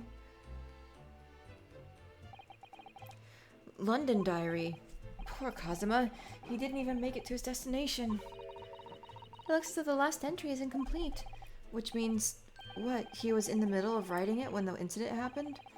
Let's see what it says. It could be a valuable clue. Yeah! That's out of the question. What? Kazuma-sama may have departed this world, but you must not read his private thoughts. But what if it's something important? Something relevant to the case? Alright, I won't read it. Poor Kazuma-sama. I don't like prying into people's personal matters either. But in this case, isn't the need for clues more important? Alright, I guess we'll look at it later. Not that. No. That's a very large traveling case, isn't it? Yeah, it carries a lot of memories for me. Memories? What do you mean? Well, that's actually how I stowed away on this vessel. I was brought on board inside that case. Ah, yes, I see it says this way up, in Japanese. Which in hindsight, I should have realized the foreign crewman wouldn't be able to read. I was turned over and over and over, and then I was tossed on the floor in here. Oh dear, being a stowaway isn't as romantic as it sounds. Well, it was less painful than a Susato takedown. Jesus, she must be strong. The books have fallen over on the shelf. Look, they've all toppled the same way. And what's this? A statue of some god of the sea? Although he's fallen over as well. Yes, it's almost as if the whole shelf has been ransacked and everything mown down at once. I wonder if perhaps it was Cosmo-sama doing his morning sword training, do you think? I seriously doubt it. Then perhaps it was you, Naruhodo-san, in a fit of rage. I wouldn't have bothered leaving the wardrobe just to mess up a few books and a statue. Could the way these things have been thrown about have anything to do with the case, I wonder? Well, I'll just set everything straight again. I don't like to see a mess.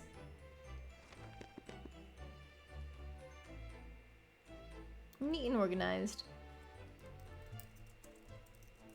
Can I look at the ink bottle? No, that's... No. Interesting. Can I look at the... Okay. Did Cosmo write that before he died? Looks like it's written in ink. He must have knocked the ink pot from the desk when he collapsed on the floor. Then I suppose he wrote this message by dipping his finger in the spillage. Poor Cosmo-sama. No doubt he was in terrible pain. It's almost unbearable to imagine it. I suppose he was trying to leave some kind of a clue in his final moments, was he? I'm sorry, partner, but I can't read your writing. I don't think that's Japanese, Naruhodo-san. What? Then what language is it? It pains me to admit it, but I don't know. Oh, she. Oh, it's just had a yawn. I think I managed to catch it in time to mute. Sorry about that. It's not a foreign script I'm familiar with. What does it mean, I wonder? What the fuck? Who's that? He wasn't there a minute ago. As far as I can tell, it looks like he might be European. Oh, how did he? You've noticed the man too, have you? I have no idea who he is or how he got in here, but he looks suspicious and tall. Suspiciously tall. Naruhodo-san, don't tell me. Do you really not know who that is? Well, no, I don't have any foreign friends or acquaintances, anything at all. He doesn't look like a member of the crew. He's something very unusual about him. And is he investigating Cosmo's desk, or is he just playing on it? I can't tell. Well, in that case, we simply must talk with him. Am I just imagining it, or does Hisada-san look almost uncontrollably excited? By the way, I expect that you've noticed already, but just in case, if you press space on people when they're in the crosshairs, you can converse with them. Alright then, I'll get that suspiciously tall gentleman in my sights and see what he has to say for himself. That was very specific. Suspiciously tall gentleman in your sights. Are you already moving on from your bro? Come on. At least give it 24 hours, Ryunosuke. Jeez. Go through the mourning period first for Kazuma. Goodness gracious. Oh, please do. Okay, so what if I don't talk with him and I instead look at other stuff on the ground? Okay, that's been investigated. What about that? What do you think this is? It looks like a broken piece of glassware. Whatever the thing was, it appears to broken clean in two. The glass is such a beautiful color. It looks like a cute little Netsuke fastener from a kimono outfit. I'm not sure that sounds like Kazuma. He wouldn't have secretly carried a cute little trinket like this around with him, would he? Hey, he can be a little fruity. And the mark beside it, what is it, I wonder? It has a sort of brick-like hue? Yeah, you're right. It is the color of brick, isn't it? Even though I don't see anything of the same color anywhere else in the cabin. That one? These are the rules of passage for travel aboard the SS Buria. It's essentially a list of requirements from the captain to all passengers on board. Passengers must not keep weapons or other dangerous objects in their cabins. Pets are also strictly forbidden.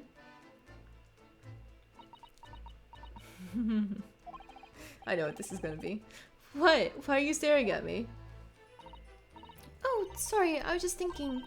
Are you more of a dangerous object or a pet? That's so good. I can't decide. Well, one thing's for sure. Either way, I wasn't supposed to be in here. She's got such a nice wit to her. I love it. There's nothing on this table at all. The plate and cutlery are all over the floor for some reason. Yeah, it's strange. Last night when I went to sleep, I'm sure everything was still... No, wait a minute. What is it? That's funny. I can't seem to remember anything about what happened after dinner at all. So then perhaps you are responsible for what happened to Kazuma-sama. No! Is that a chicken bone? Turkey bone? That's my dinner from last night, a roast chicken. It was really tasty. Yes, it was very delicious, wasn't it? But did you eat it on the floor here? I'm not a dog, Susato-san. I ate at the table, of course. Which begs the question of when and how did the plate end up on the floor? But Kazuma-sama didn't like chicken at all, did he? No, that's right. So he didn't touch it. Which meant all the more for me. Oh no! Does that mean? Poor Kazuma-sama spent his last night on this earth with an empty belly. It's just too horrible. Now I suddenly have a guilty conscience and an achy stomach. I'm not allowed to have sharp objects. Well, here's my giant fucking katana. That's Kazuma-sama's precious sword. He never went anywhere without it. Yeah, he was always saying that a Japanese man's katana is his soul. I believe he had to work very hard to convince the government to allow him to bring it on this trip. I suppose that shows just how important it was to him. And now he's gone, but I'm not ready to let his spirit go just yet. Alright, and then not the chair or anything? Okay, I assume we're just gonna be told no door. When I went for help and the crewman forced the door open, this bolt had been firmly closed. It's quite a small bolt, not particularly sturdy, and it just slides across to secure the door shut. But still, with the door bolted, there would be no way to get in or out of the cabin, that's for sure. It's no wonder everyone suspects me. When she glares at me like that, I feel tense all up and down my spine. I remember reading once a detective novel. The culprit used a needle and thread to draw a bolt across from the outside in the room in a situation like this. Yes, that's a clever trick, isn't it? I'm an avid reader of detective stories myself. But the door of this cabin and its frame are made of metal, and they seal together perfectly. There would be no possibility of using that needle and thread trick here, I'm afraid. When she glares at me like that, I feel pins and needles all up and down my spine. So he's not a bottom. Got it. Or you know what? He's probably just not a masochist.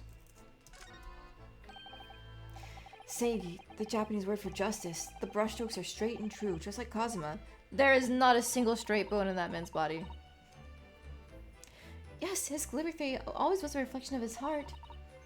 Yet can you really look at those characters without feeling shame, knowing who drew them so thoughtfully? Of course I can. I mean, I'm innocent, so why shouldn't I be able to? Even though you stowed away on the ship? And now you're going to bring that up, are you? I can't win. You talk to me. Perhaps I should see what this Russian crewman makes at the scene of the crime. Excuse me. What? I was wondering how it's going. The investigation, I mean... Grandmother told me Japanese people do not make jokes, but it's not true, I see. Sorry?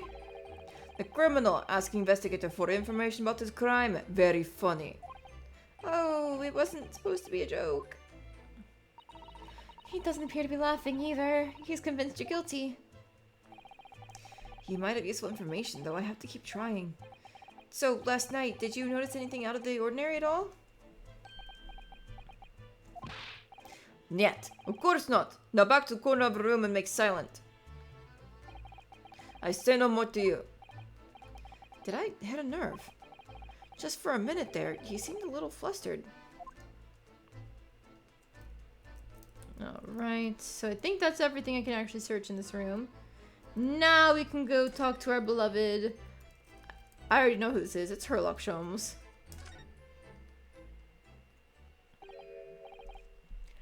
Excuse me. Fun fact, in the Japanese dub, they don't have to use the whole Herlock Sholmes thing to get around using Sherlock Holmes' name. So they just have it dubbed as Sherlock Holmes and, you know, Watson and stuff like that. Excuse me, do you have a moment?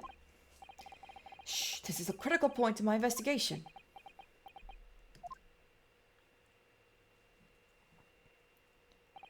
Maybe I should leave him alone. He seems a little unfriendly. Yes, perhaps that would be for the best. Greetings! I hope I haven't kept you long! What exactly were you doing on Cosmo's desk just now? He looks so fucking rude with those goggles. Ah, I see. Fascinating. Sorry? What do you see? It feels like he's looking right through me. Oh yes, everything is clear now. The train of reasoning has run its course. My deductions have crystallized. You have been in Afghanistan, I perceive. Just recently returned, if I'm not mistaken. Sorry? What? And now, whilst venturing towards foreign climes, you find yourself in a most troubling predicament. Oh, well, that's true. But how? How the deuce did I know that, perhaps? It was really a most elementary deduction, hardly worth explaining. Have you perhaps managed to deduce anything else? But of course, a great many things. There is no mystery, my dear madam. For example, you have fled your native land of Russia, being, as you are, a merciless revolutionary. You leave 16 victims of assassination in your wake, and now travel to England to blow up the Crystal Tower. And when the beribboned occupant of this very cabin discovers your identity, you ended his life too. Yes, I believe that summarizes the facts beautifully. No need to hide the truth now. Nothing deceives these eyes. What the fuck? How would I be Russian, have recently been in Afghanistan, and now be on my way to blow up a tower in England? Just to be clear, you're talking about me, are you? Certainly I am. Do you see another in this cabin who fits the bill? A Russian assassin with 16 victims to his name? I don't even see one person who fits the bill. So it's true. It was you who did this to Cosmo-sama. What? And you're plotting revolution too. It's shameful behavior, Naruhodo-san. Absolutely wicked. No, listen, there is no way And third time's the charm. Now explain yourself. Tell me everything. This is ridiculous.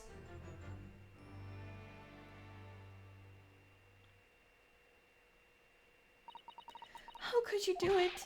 For pity's sake, open your eyes. I'm not a Russian revolutionary, obviously. Oh, forgive me.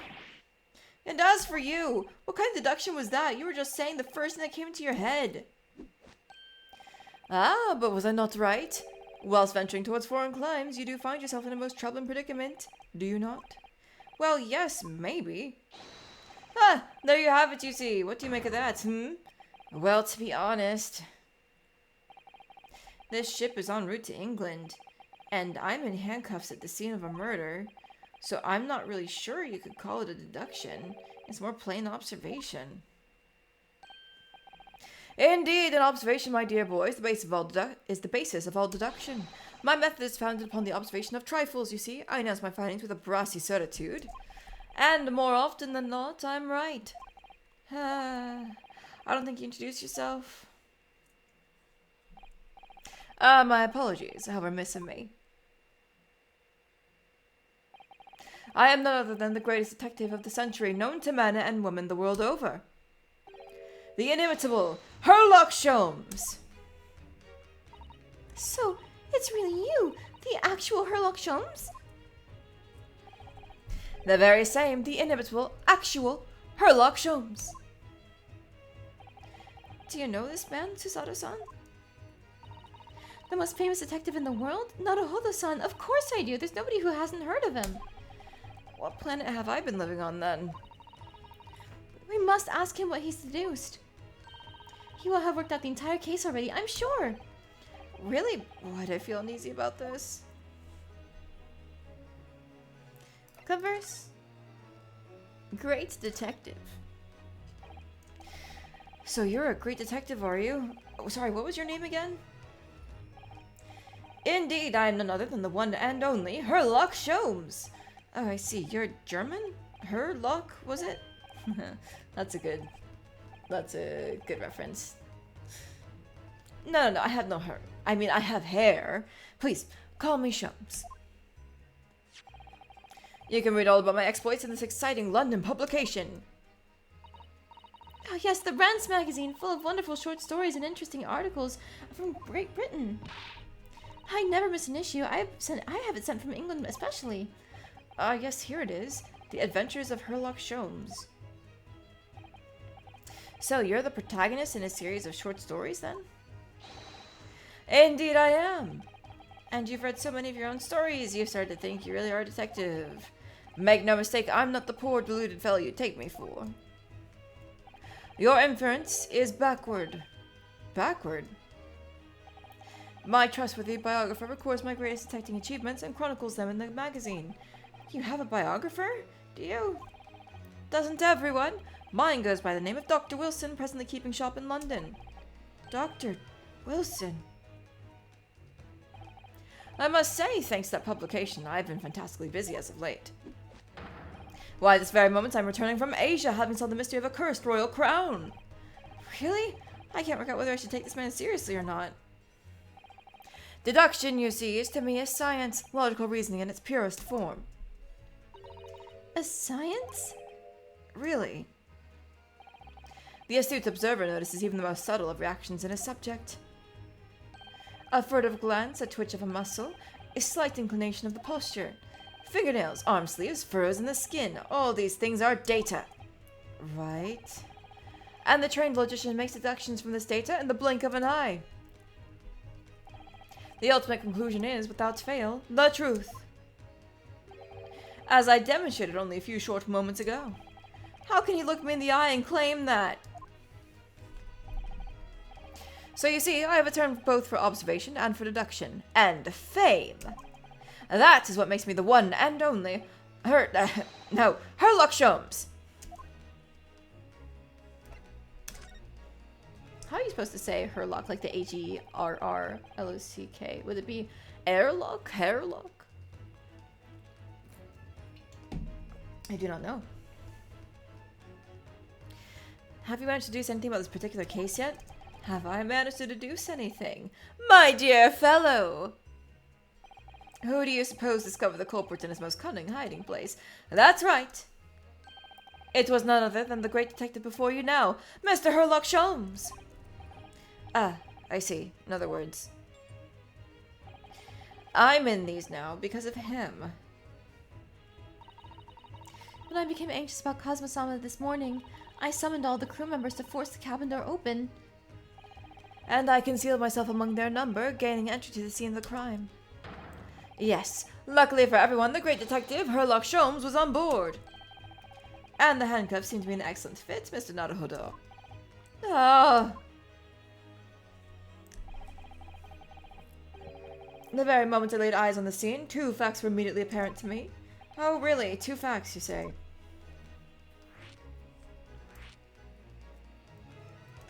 Two facts. Mr. Sholmes, tell us, please, what 2 facts were apparent to you when you came into this cabin this morning? Ah, yes, but first, let us be precise. The 2 facts in question were immediately apparent to me. Yes, I understand, but what were they? Allow me to elucidate. Elucidate, there we go. The 2 facts I deduced from a mere momentary glance at the scene of the crime were as follows. Number 1, the cabin was locked from within, rendering escape of the culprits out of the question. Number 2, the victim was Russian and killed following a dispute with an acquaintance. Hold on, Mr. Sholmes, what made you think the victim was Russian? Observe the dying message left by the victim on the floor.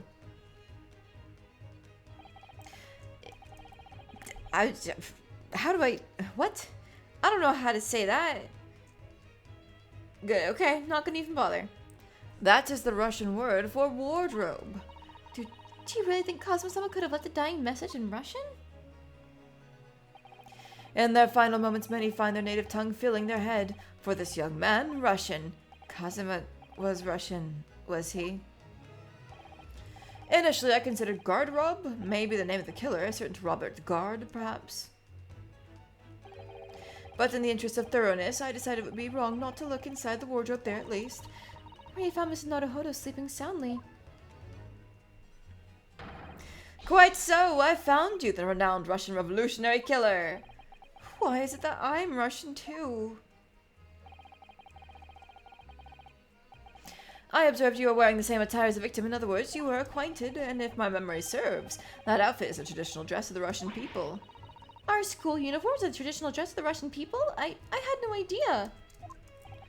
And I had no idea a detective could get something so wrong.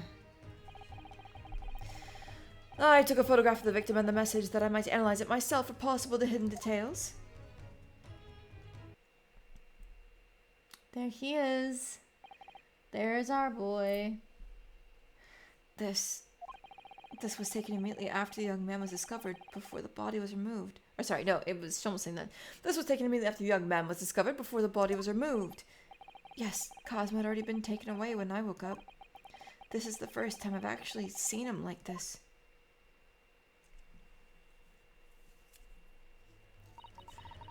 Are you alright, Mr. Naruhodo? Oh, yeah, thank you. Crime scene photograph. The Russian word for wardrobe in purple ink. It would appear to have been written in the victim's final moments. The photograph of the crime scene has been entered into the court record. Can I ask you something, Mr. Sholmes? What, pray? You mentioned Russia before as well, didn't you? You know, when you said I was a fearsome revolutionary fleeing from Russia and all that. Yes, the train of reasoning that led me to the truth. Would you mind explaining that train of reasoning to me, do you think? To whatever he said, yes. Certainly, if that interests you. How many times? I'm not Russian, I don't speak Russian. Your deduction just now.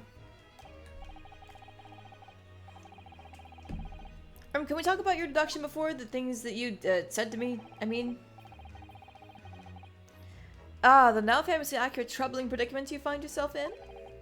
Actually, it was the other details that I was more hoping to discuss. You know, the merciless Russian revolutionary and assassin of 16 part? Yes, the more sordid details. It was a fairly commonplace deduction. Here we have this morning's paper. The main headline reads... We don't fucking look like that! Even if you shaved our face of a giant beard, like, look at those cheekbones! There's no way this, and the giant nose, there's no way. He looks even close to that. Revolutionary Villain Bolshevik flees Russia via Shanghai. This vessel made a port call at Shanghai yesterday, and last night the young Russian was murdered. Since when was Cosmo Russian again? It sounds like Mr. Sholmes concluded he was Russian because of what Cosmo-sama wrote on the floor. It was a simple act of reasoning to realize that the culprit of this crime was the same merciless revolutionary. One who would kill the very man who helped him to escape after his true identity was discovered. Yes, you. Villain Bolshevik. No, how could it be me? I don't look anything like this man, just look at his face. Well, you are a fearsome revolutionary after all. Therefore, you have no doubt learnt to revolutionize your appearance as well. Oh, please. And I might add, your name does not appear on the ship's passenger list. Need I say more? Well, that's because I'm a stowaway. What about the other details? The 16 victims of assassination and blowing up the Crystal Tower? Yes, the journalist clearly interviewed the man and printed all those particulars in the article. The deeds the man has perpetrated thus far and those he's plotting. Yes, everything about this revolutionary Bolshevik was included. There can be no mistake. Do revolutionaries usually agree to interviews with newspaper reporters, I wonder? It must have been a pretender. There's no way the actual person would agree to that. And what about the part where you said I was just returning from Afghanistan? Also quite clearly stated here in the article. Bolshevik has recently returned after a period of subversive activities in a war-torn region of Afghanistan. Where even is this Afghanistan anyway? This Afghanistan place. Here, take the paper for yourself as a little memento of this great deduction. Oh, thank you. I've absorbed all that is of interest to me within its pages, but I see no rubbish bin nearby. So we're the rubbish, I see. An article on the front page of a Russian newspaper. The headline reads, Revolutionary villain Bolshevik flees Russia via Shanghai. Article about revolutionary. The article about the revolutionary has been entered into the court record. And you may find the article on the back page of interest as well. On the back? Cast your eye over it sometime if the interest takes you, though you may need someone to interpret. It's all written in Russian. I couldn't hope to read it. I suppose it wouldn't hurt just to glance at the article. Maybe there might be a picture or two. Let's take a look. Whew, had another yawn. Let's see. This is the, revolutionary article. I'm afraid I can't read a word of Russian. Oh, sorry. I'm afraid I can't read a word of Russian. Russian? No, me neither. I have no idea what any of this says. The pair of you floundering is a sorry sight. Allow me to offer some assistance. The article on the front page of this newspaper is concerned with a fearsome Russian revolutionary. It reads, Revolutionary villain Bolshevik flees Russia via Shanghai. Yes, you told us that before. It reveals also that those who see the man's beard with their own eyes never live to tell a tale.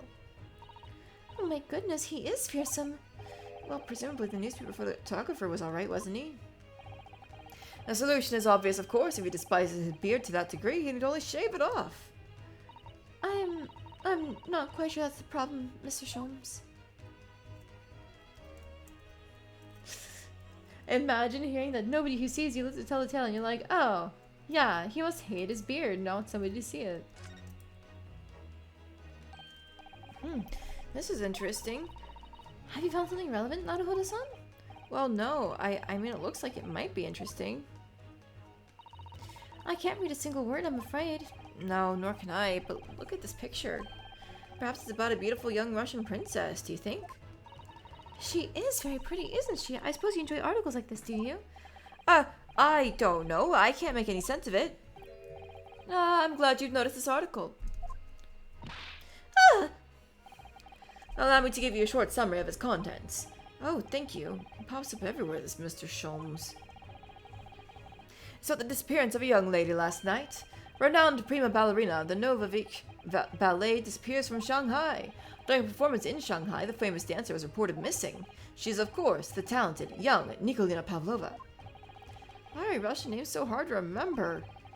It appears the woman was in costume when she was found to be missing from her dressing room, wearing the diamond tiara you see pictured, which is worth some 20,000 rubles. Oh, how much is 20,000 rubles? I have no idea, but I'm quite sure it must be an unbelievable sum of money. Sasada-san's eyes are shining like diamonds themselves.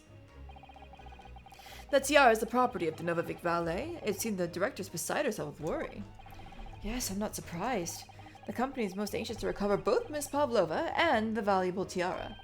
They've requested international assistance at all ports with sailings to Great Britain. Could this be another case of a Russian fleeing his or her country? It does seem to be the Russian thing to do. I'm not even going to dignify that with a response, Mr. Naruhodo. Alright. That's that updated, and I believe that's all we can actually examine. Yeah, because now we have the back and the front.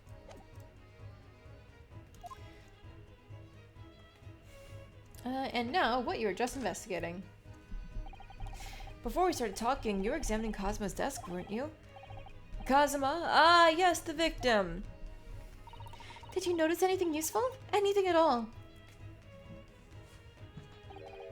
Observe, for a moment, the desktop of the victim. We see that the victim was engaged in penning some text. London Diary. Cosmo is keeping notes of the trip. But I don't think you should read his private writings. It could upset people. Tragic! And something you ought to perhaps elucidate before the act of reading. You mean you already read it? It is my business to know what other people do not. Yes, believe it or not, I know a smattering of Japanese. Oh, I see. Well, you're about to know what a Sasada takedown is. Sasada-san, aren't you gonna throw the detective with one of your trademark takedowns? I'm sorry, Naruhodo-san. What on earth do you mean? Life is so unfair. Anyway, to return to the matter at hand, namely this diary belonging to the victim. It would appear the final sentence is incomplete, as if the author were cut short. Tell me, what is the nature of the writing? Pray be precise as to details. Oh, but I thought you knew Japanese.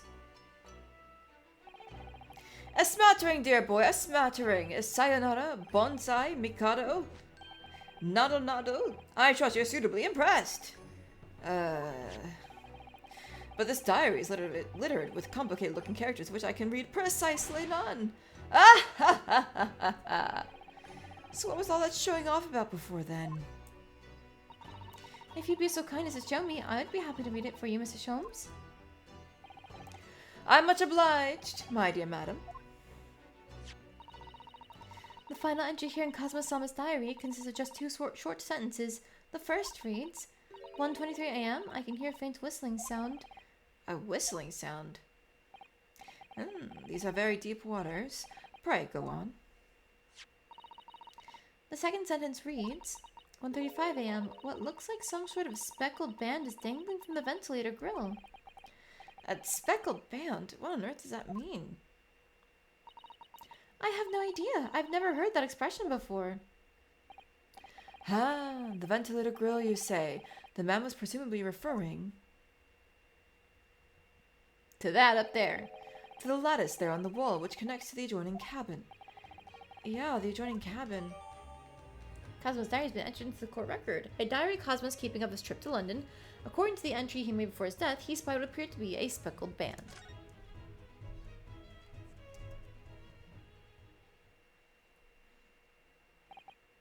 So, I believe I've given you enough to consider for the time being, at least. Do you have somewhere to go? As it happens, the victim's writings in his diary have piqued my interest. The matter warrants further investigation, I believe, and if I am still too long, the sickness takes hold. Oh, I suppose. You are thinking of investigating the cabin next door, which the ventilator connects to? Great detectives are a curious breed. Our minds rebel at stagnation. We crave mental exaltation. So yes, I intend to investigate. Hence, the truth will become clear soon enough. Do you think perhaps that we could go with you? No, that would be somewhat complicated. Why, but why? A simple glance at your wrist should reveal the answer. Oh, these. After all, you're the prime suspect in this matter. No. There's no point trying to turn it into a question. You're the one who decided I was the culprit in the first place. Whatever do you mean? I have no recollection of naming you as the culprit at any point. What? You must be joking. You just said it only a moment ago. Dear me, you're clearly misguided. I would have no cause to say such a thing. Well, actually, Mr. Sholmes, I did hear you say that too. You're quite sure? Well, that's very strange. I wouldn't have said you had the face of a criminal, you know? Not really. So, looking at my knees before? Some great detective you are. Well, anyway, that was then and this is now. What do you mean? What I mean, sir, is this. If you're the culprit, then you must play the part more convincingly. Roll over and accept your fate. Ah ha ha! Now he's just being plain rude.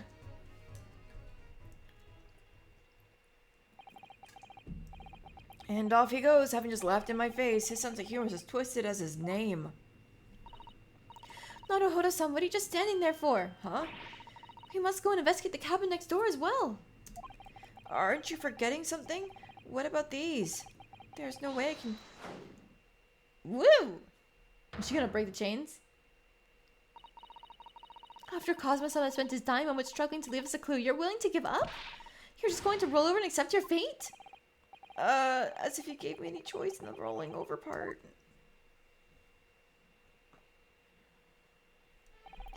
I think we still have some investigation to finish off in here first, don't we? Let's carry on examining what we can in this cabin while we wait for a chance to slip next door. Good idea. The situation doesn't look good for me, but there are still things I can do to help myself. And I owe it to Cosma to do everything I can to find a way out of this, and bring the real culprit to justice. Is that? Is something wrong, Naruhodo-san? Oh, no, it's just that crewman standing by the door. I can't help feeling like I've seen him somewhere before. Oh yes, you're right. He does look familiar. Excuse me, sir? Yes? What can I do for you? Hi, what are you doing here? I recognize that face, but it can't be. It is. It is. I didn't know you were here, Inspector Hosonaga. Oh, don't wipe it on your sleeve. That's never coming out. This is a white shirt. My god, man. Last time it was a white towel, but at least it's a towel. It's meant to wipe things up. But you're wiping your blood on your sleeve now? No. Okay. Hello again. What are you doing here? I think that should be my line. I was so stunned when I saw you, my heart stopped. Nearly stopped, I hope. I received some special orders to go undercover as a member of the crew and board the ship. Again? You certainly seem to enjoy undercover work, Inspector. If there's anything I can do to help you, please ask. I never expected to see this man on board, but perhaps his presence can help me out of this hopeless situation.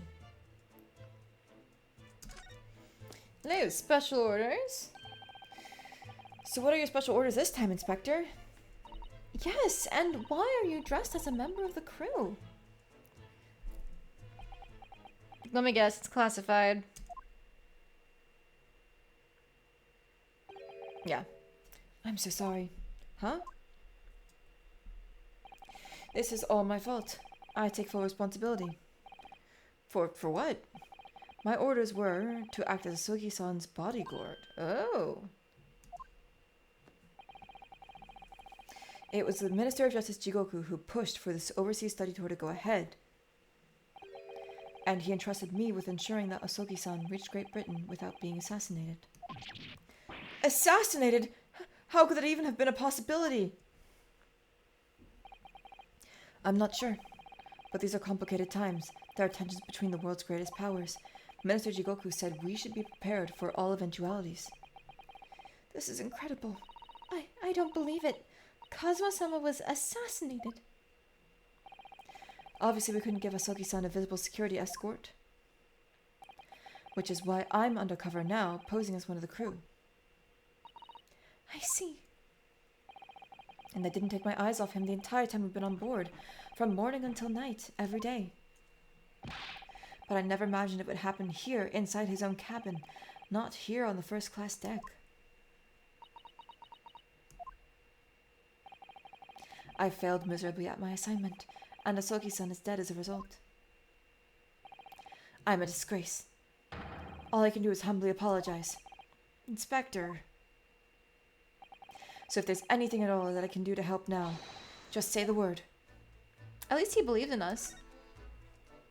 Give us permission to investigate. We're doing what we can to investigate Cosmo's death ourselves. I thought you might be. You didn't do it, did you? You're not the killer? Of course not!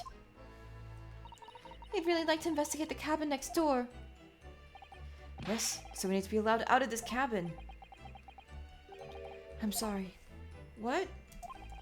You've been deemed a risk to the ship's safety if you move to even touch the handle of the cabin door. That stormy-looking seaman there would surely snap your neck in two. I suppose I'm not just a stowaway now. They think I'm a murderer as well. Would it be possible to give me something to work with, do you think? I'm going to need something persuasive.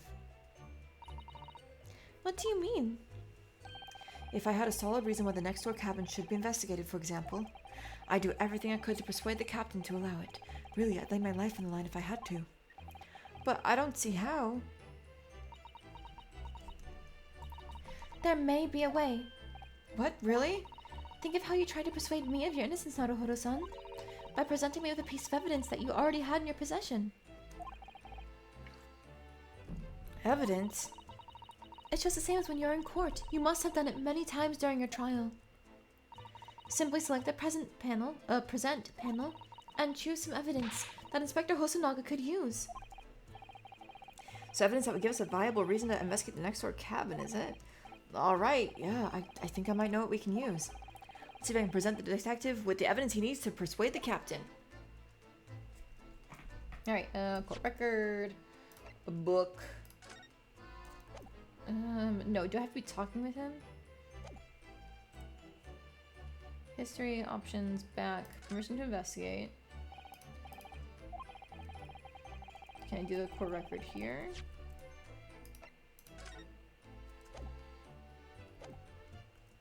Okay, hang on. I don't have any option here, and it wasn't in the bottom screen. Like I said, we need to give the captain a compelling reason. Right, a reason why it's so important that we're allowed to investigate the next door cabin. Cabin, but exactly. Oh, wait, hang on. There's only one way to do that. It's very similar to the situation you had with me before, Naruhodo-san.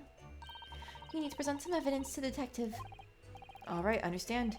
Present some evidence. Let's see if I can present the detective with the evidence he needs, blah blah blah. I realize what I'm doing wrong. Instead of being in chatting, there it is. It's a specific button in investigations. That's my bad. What's that? It's Cosmo's diary. Just before he died, Cosmo-sama wrote something rather strange in his diary. Strange? In what way? He wrote, what looks like some kind of speckled band is dangling from the ventilator grill.